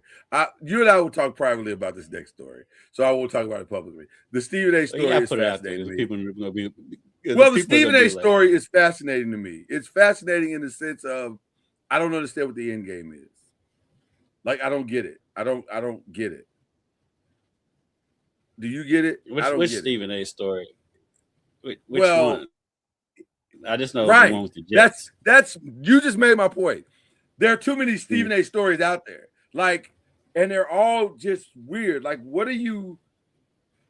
I don't get the end game because I don't understand how the Jasmine Crockett story helps you. The end game is him running for office. Okay. Let me look down the barrel. I'll be very clear about this next statement. You are never getting my vote for office. Ever. I cannot stress, and that's not even questioning your broadcasting skills. Like, you've done what you've done in this industry, and it's more power solid. To you. I applaud you. Yeah, more power to you. But President of the United States, absolutely not. Absolutely not. Under no circumstance will I be voting for you for president. Just want to make that clear. Okay. That's so weird to me. I just don't get that. I don't get it, but it's I don't get it. It's weird. Yeah, the whole thing with the Jets, though. Yeah, I think he kind of stepped in it because not realizing how his words affect people when he says them, and then he tried to backtrack. You know what I mean? After called him out. Who was that? They called him out. It was Joy Reid. Oh no, Garrett Wilson. Yeah, that was Garrett weird Wilson. Too. That was Garrett weird Wilson too. Called him out, and Stephen A. kind of backtracked after Garrett Wilson called him out, and so I don't know. It's sometimes it's best not to say anything. Well, why? Because if you're Stephen A., why are you commenting on the Jets? I mean, it's the Jets. The number one guy at the company is Mike Greenberg, and he doesn't comment on the Jets anymore. Like, he doesn't say anything. He's like, they're not worth my time. He literally said that on the air. Yeah. And he's the biggest Jets fan. And he literally said on the air, they're not worth talking about. I'm not going to waste my time on that. That's not worth it. So I just get it. I get it, but I don't get it. I get it, but I don't get it. Like, I get what you're doing, and you're saying all news is good news, I guess, but it's not true. It's not. Picking a fight with Jasmine Crockett, why? With Joy Reid, why? What is the purpose of that? I don't get it. I don't get. Also on a whole other tangent. I'm so tired of seeing our people fighting with each other publicly. Well, that was where I was going. I'm tired of seeing like. It. Yeah, I'm tired of 50 with his stuff. Yeah. I'm tired of Stephen A. and his stuff. These rappers going back and forth on stupid stuff. It's like, man, look. At the end of the day, you make all of us look bad. My family taught me, to your point, Kendrick, is that's our business. Mm-hmm. It feels like y'all airing our business out in public, right? And especially when in Stephen A.'s situation, where you've got people where y'all can reach out and get each other's phone numbers in and have a conversation. Come on, man. This is easy work. Get on the phone. Go to dinner. Figure it out. Right. But stop all this. This is not doing anybody any favors. You making us all, y'all make, and I'm talking to Jasmine too. Y'all making us all, and Joy, get on the phone and figure it out. And I'm defending Joy. Let me say this too, 1,000% wrong for attacking Joy and attacking Jasmine and any other black woman publicly that feels attacked. I stand with you, but also get that man on the phone and tell him that. Yeah, we don't need this. We don't need to do any of this publicly. It's not helping anybody.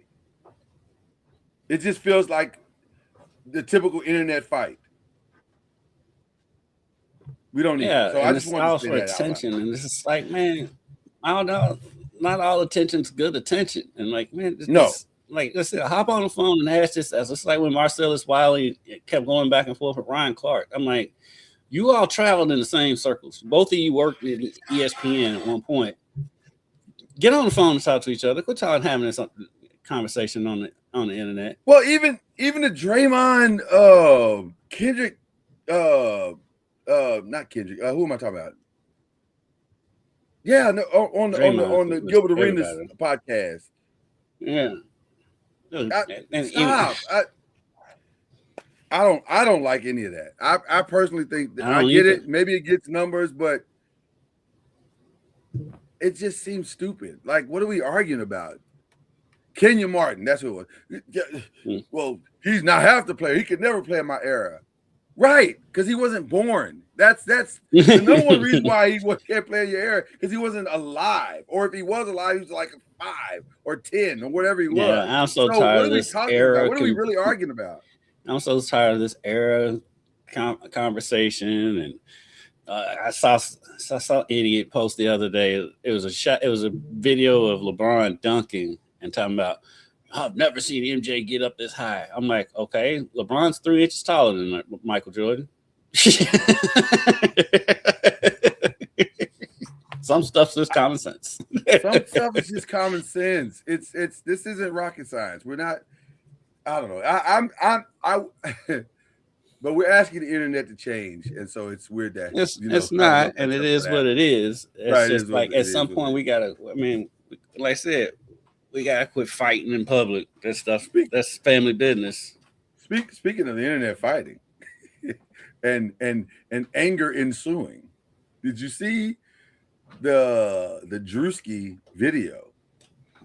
I saw bits and pieces of it. The thing that cracks me up about people being so mad, I'm like, there was a whole show called The Righteous Gemstones that he basically got this bit from that aired for like 4 or 5 seasons. Oh, I got news for. Well, first of all, shout out to The Righteous Gemstones. Love that show. I thought the ending was my crazy, favorite shows ever. Yeah, I thought the ending was crazy. Yeah, but the rest of the show was fine.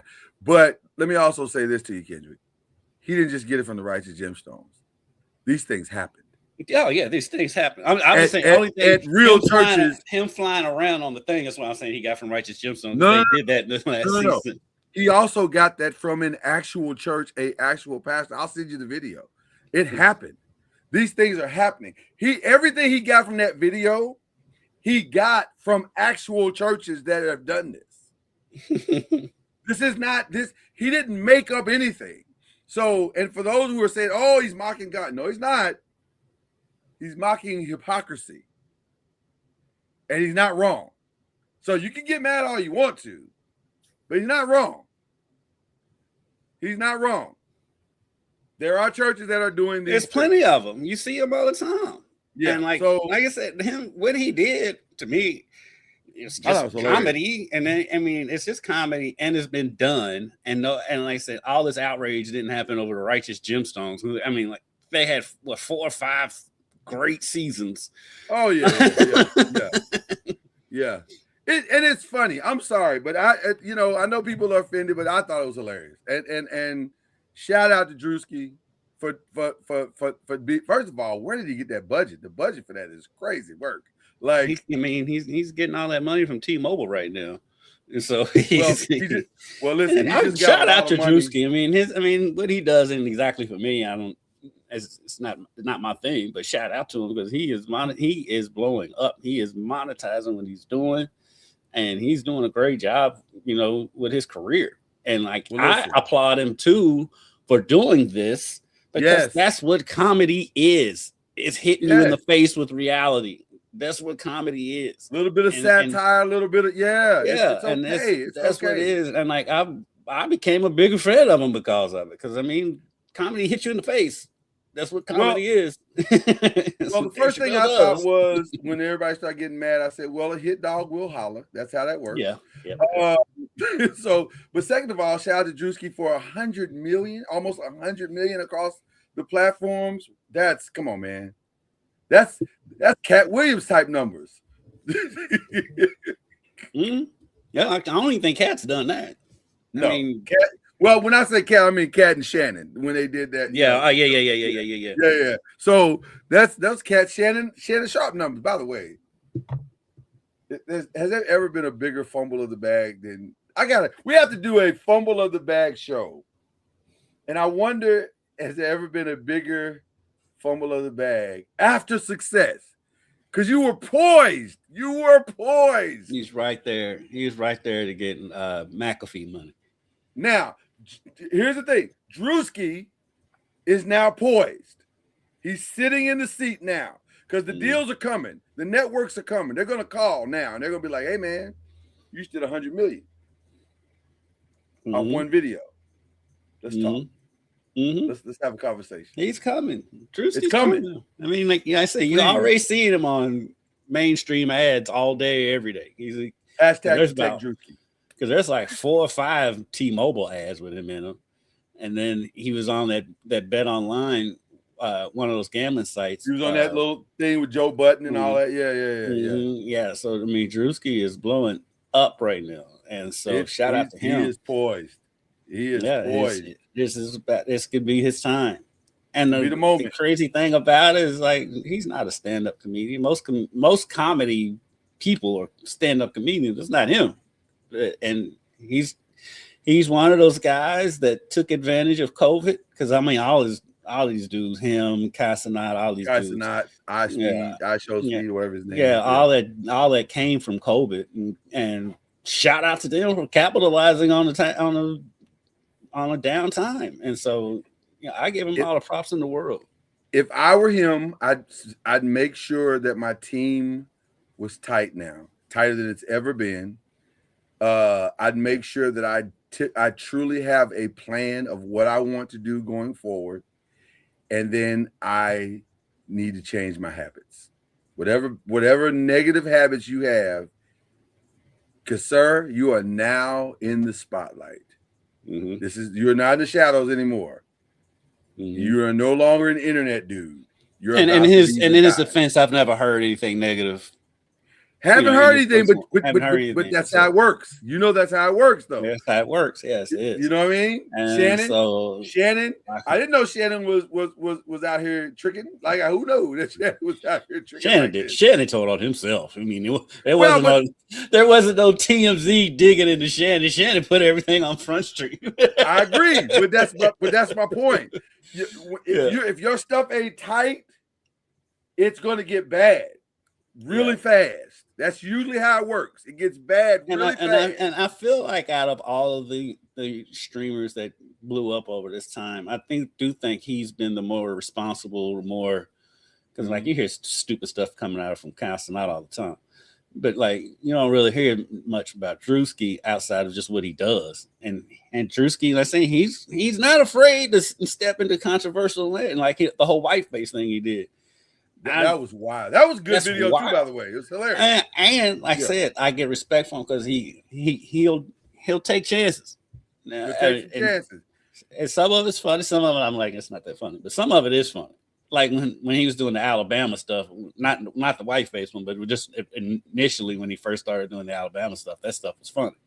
Yeah. And so shout out to him for I feel like he's the one that's gonna cross over all the way. He has the appeal. Career. I agree. He has the appeal. He seems to have the mind of what to do with a skit. I think it probably needs stronger comedy writers to help him expand it a little bit more or balance it better. Because he's the one that that shows talent. Like mostly, like, and I don't want to keep picking on Constant, but his whole thing is just sitting in the basement watching stuff. Yeah, I don't know what Constant is. But Drewski is like I don't know what he is other than he's a short dude that can run. Like I get it. That's super athletic, and I'm like, he's really athletic. He's a freak athlete, and I'm like, then okay, then why are we not doing this?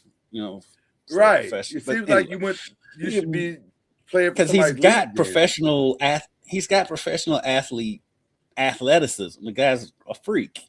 Like but I mean, if you think about it, though, he's getting a ton of money doing what he's doing, and he's not getting injured. So there's that part. I mean, but Drewski though is putting together these skits that are funny and have budgets behind them. That's talent. That's like this one has a massive budget.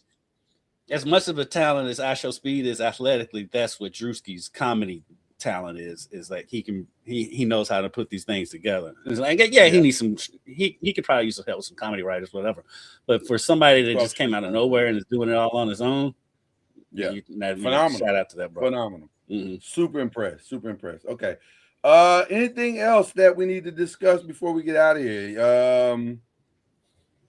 They screwed my movie this weekend at the Golden Globes. I mean, shout out to Tiana Taylor.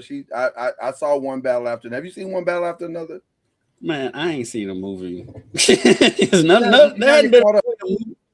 There hasn't really been a movie that's gripped me like I've got to see this movie. There just hasn't been. I don't think there's been one for me other than Sinners. Yeah, other than Sinners, there hasn't been one for me as well. But I did see One Battle. I purposely watched certain movies over the Christmas break or our little break because I just wanted to detox. I really did. But I watched One Battle After Another. It's a great movie. She's phenomenal in it. Shout out to her too, because her glow up has been amazing too. What a year, right? It's been amazing to watch her grow. It's like she kind of got out from under that marriage, and no disrespect to Mount Shumpert. I mean, I don't know that guy, but the way she's blown up after that, her career has been amazing. Yeah. In a short period of time too, because it's only been a couple of years. It didn't take long. She's everywhere. It hasn't taken long. She's mega because she was basically known as just basically a dancer, and like she has a dancer who could sing is what she kind of was known. And the thing is, what she's blowing up for is for neither one of those. Yeah. Although she did get the Grammy nod this year for the thing that she did this year. Now I'm curious to know because she showed up the Globes with no Aaron Pierre. And the rumors is that's over. I don't know. I don't follow that stuff. That's your realm. The rumor is that's over. That was interesting that came and went as fast as it did. But it was interesting. I was like, okay, But listen, I'm proud of her. I'm a fan of hers. I think she's very, very talented, and I think she hasn't even scratched the surface yet as an actress. I think there's a lot more. Yeah, there's a lot more meat on that bone, and I think she's headed in the right direction. Now, I could see her not winning the Oscar this year because of that because the Oscars is very much earn it, like, over time kind of thing, which is why. It's rare you see anybody come out of the box and get an Oscar that fast. It's rare. The last time I saw that happen was with Kathy Bates, and that's years. We're talking 30, 40 years ago. And even then, she'd been around. Yeah, she's been around. She's more theater. She just hit the right movie at the right time in the right circumstance. Shout out to Kathy Bates, her versatility too. She's amazing. Oh God, I love Kathy Bates. I'm a massive Kathy Bates fan as well. I watched the new Matlock. I love that show. Brilliant show. So this is an interesting time right now. Award season is always interesting. The Lakers are headed toward their Grammy trip. I think they're going to be out for like 10 games, which is insane. Like that's crazy. But they finally broke that 3-game losing streak, which was weird because they was three teams that they should be beating. That they should beat, yeah. But that's what happens when you have an older guy in a key role. Like he's 40, so he can't be doing back-to-backs. And he did his first back-to-back this week in that last game. His first back-to-back. Well, it was the Hawks, and I think that's why he did it. Right. That's the same. Hey, work hard, work smarter, not harder. Work smarter, not harder. That's exactly right. I live by that, by the way. I do too. I'm literally while doing this show, I'm literally trying to explain to somebody that you're working too hard on something. You're working too hard. Yeah. Speaking of that, before we get out of here, I gotta check in with my guy right now. You're headed to Miami, man. Excited. Just looked over at first. Are you excited? I was gonna ask. How you feeling about that? Just looked over at First Take and saw some highlights from Miami and Indiana. I'm excited because my partner in crime at work, Dusty Baker, he's been on the Indiana beat. He went up for the Michigan State game. He went to Atlanta, so I'm gonna keep him there with them. So I'll be able. So I'll focus more on the Miami side of things when we're there. So I'm excited about that because Malachi Tony is so fun to watch. Yeah, oh yeah. And he's so mature beyond his years. And this is like, because I keep hearing Le Batard talking about, everybody wants Miami to lose. This could not be further from the truth. I'm not sure that's it as much as I don't think this is about Miami losing. I think this is about everybody's shocked that Indiana's even here. It's just a better story because it's a team out of nowhere. And then you have this extremely likable quarterback that everybody can get behind and root for. And so it needs the Heisman. The story is just amazing. And the only way the Miami story could be trumped, because their story is amazing too.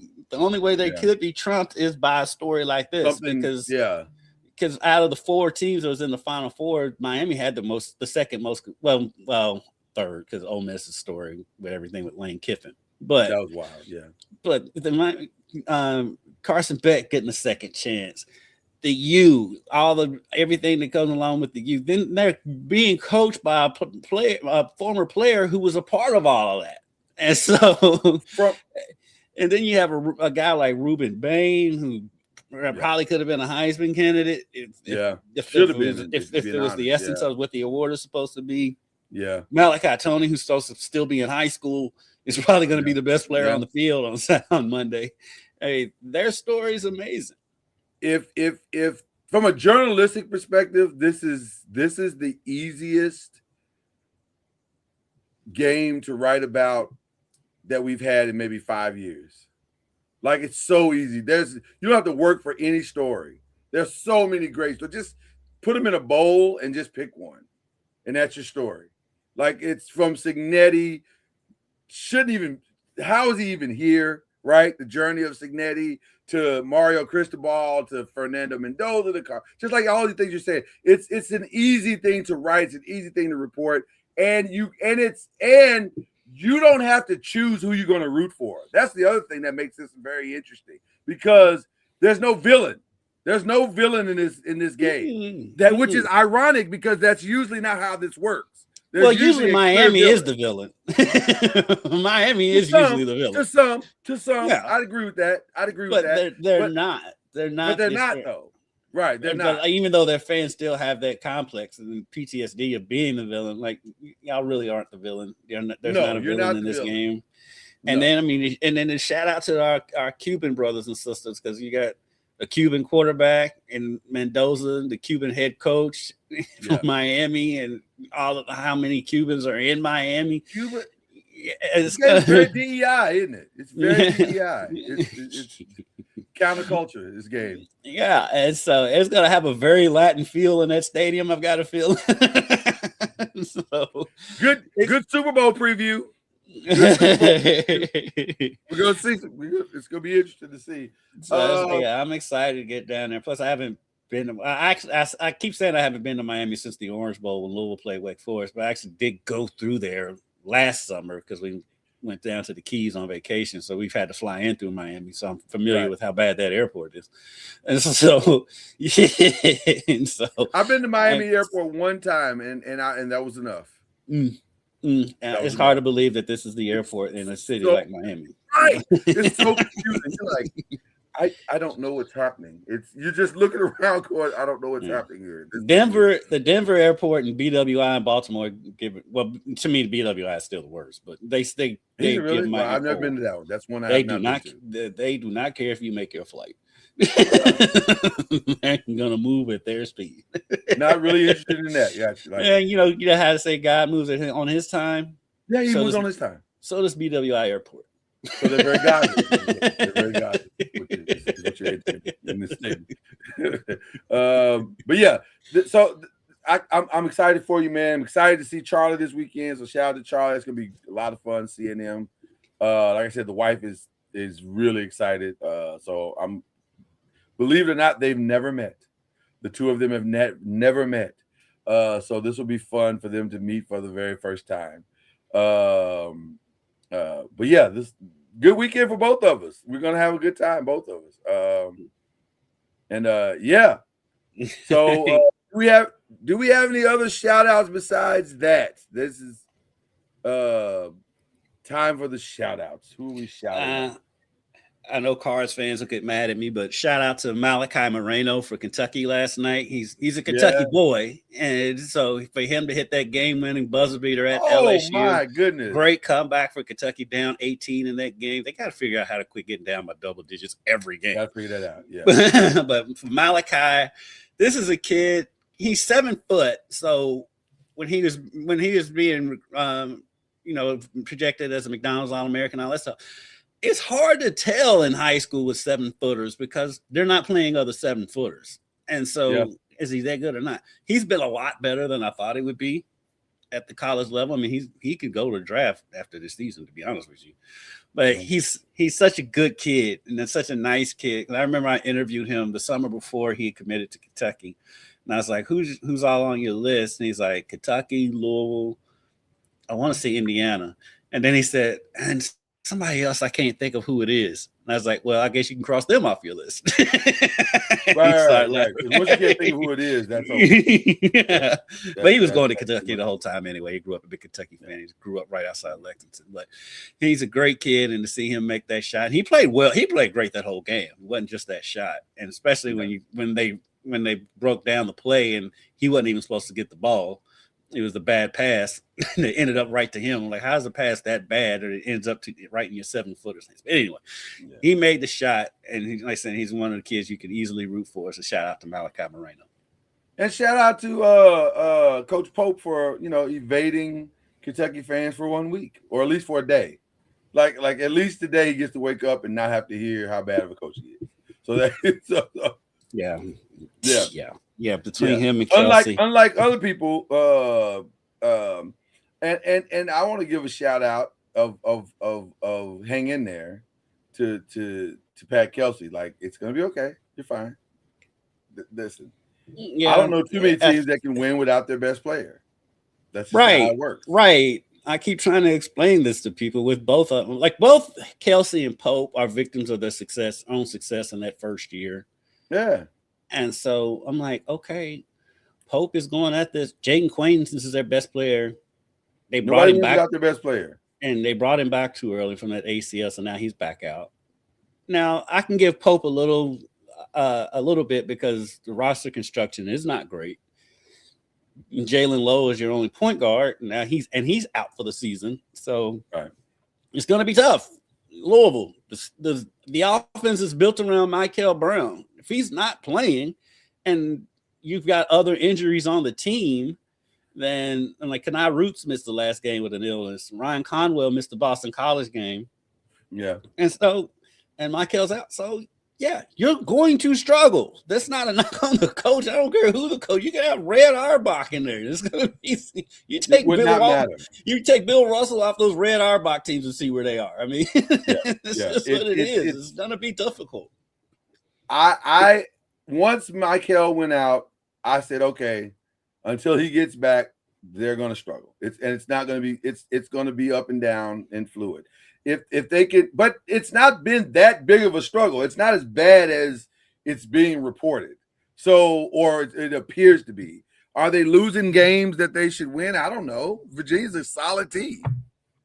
So should they have won that game? I don't know. Maybe not. Virginia's a good team. That's because out of the teams that they lost to,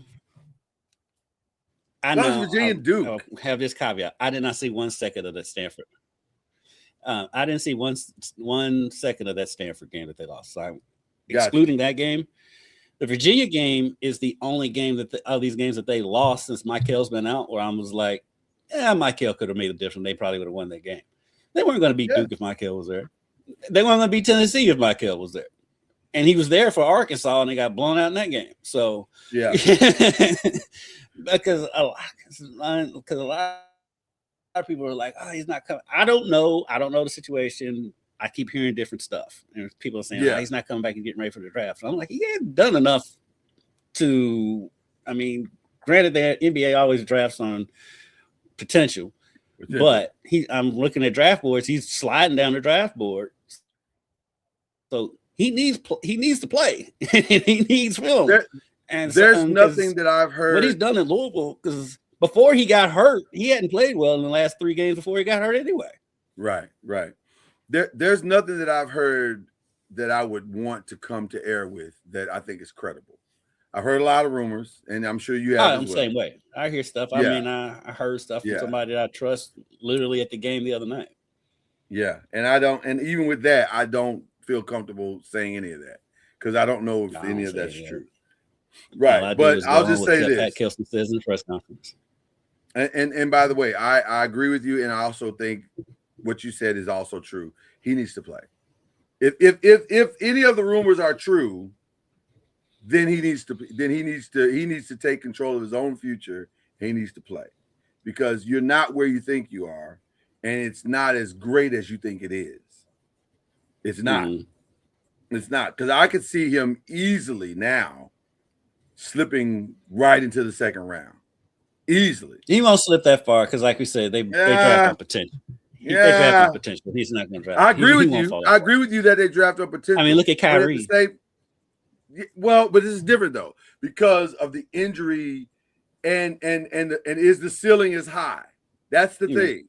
I don't know with him. We don't know. It could be. It could be. And because I use Kyrie as an example because Kyrie got hurt. Did Kyrie even play in January? After January, I'm not sure he played another game after December. Right, and he still when he the number 1 pick or close to it. If he wasn't number 1, he was And so, don't get me wrong. Yeah, don't get me wrong. I'm not comparing Michael to Kyrie. Right. Fast. I'm just saying that we've seen guys with injuries still get drafted early. But right now, I think Mikal is as likely to go in the first 15 as he is to go in the top of the second round. Like I think that's his range. I don't think he's still a first round pick. I don't think he'll follow the second round because for one, you got potential and size, and he can shoot, and he can. And with the length he has, I think he's still going to be a first round pick. Now, you think so? Okay, all right. He's a lottery pick if he comes back and plays. But but the other part of that too, though, we've seen how the NBA does weird stuff. He could sit out the season, go and have a great combine, and he'll go back into he'll fall back into the lottery. I mean, that happens all the time.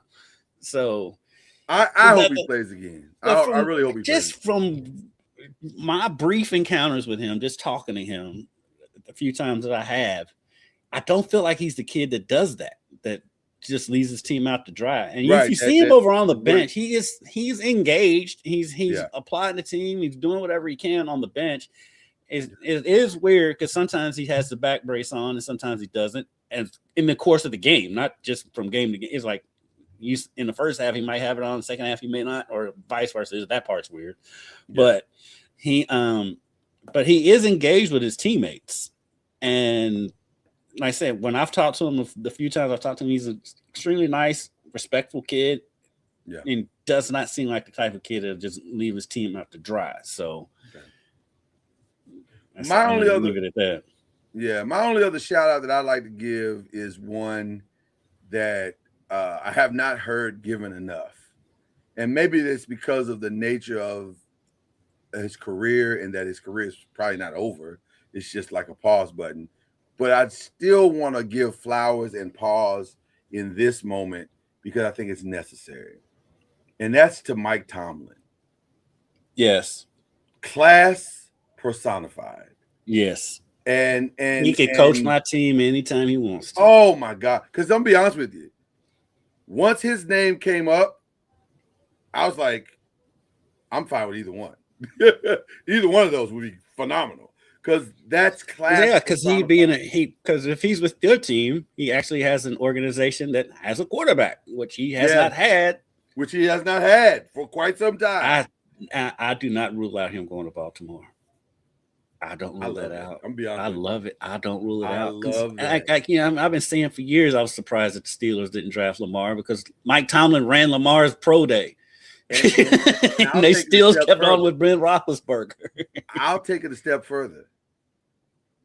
As aggressive as New York was to get John Harbaugh, I think Baltimore should be that aggressive to get Mike Tomlin.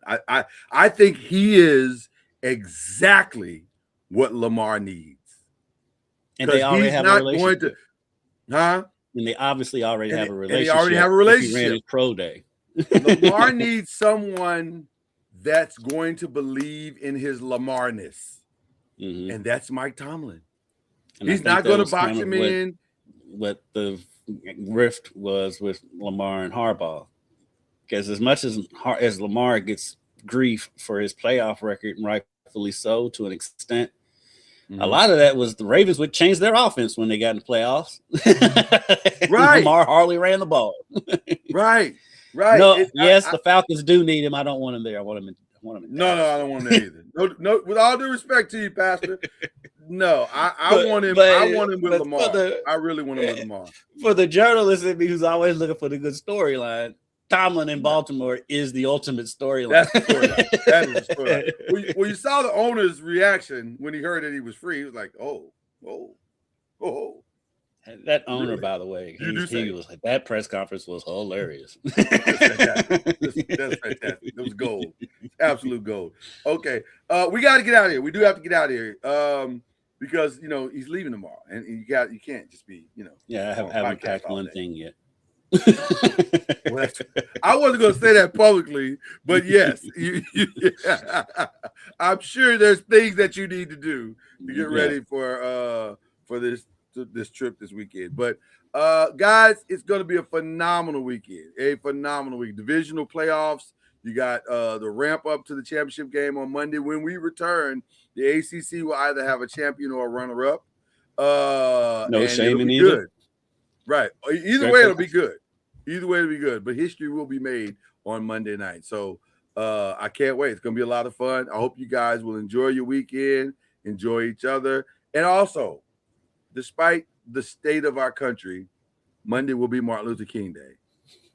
No matter how much certain people try to fight it. Right now, it's trying to be erased. It's Martin Luther King Day, and we're going to acknowledge it as so. So shout out to the great Martin Luther King. We are here because of some of his efforts and the things that he did for all of us. So there you go. All right. That's it. That's all we got. Go Rattlers. All right. We'll see you guys next week. Cue the whistle.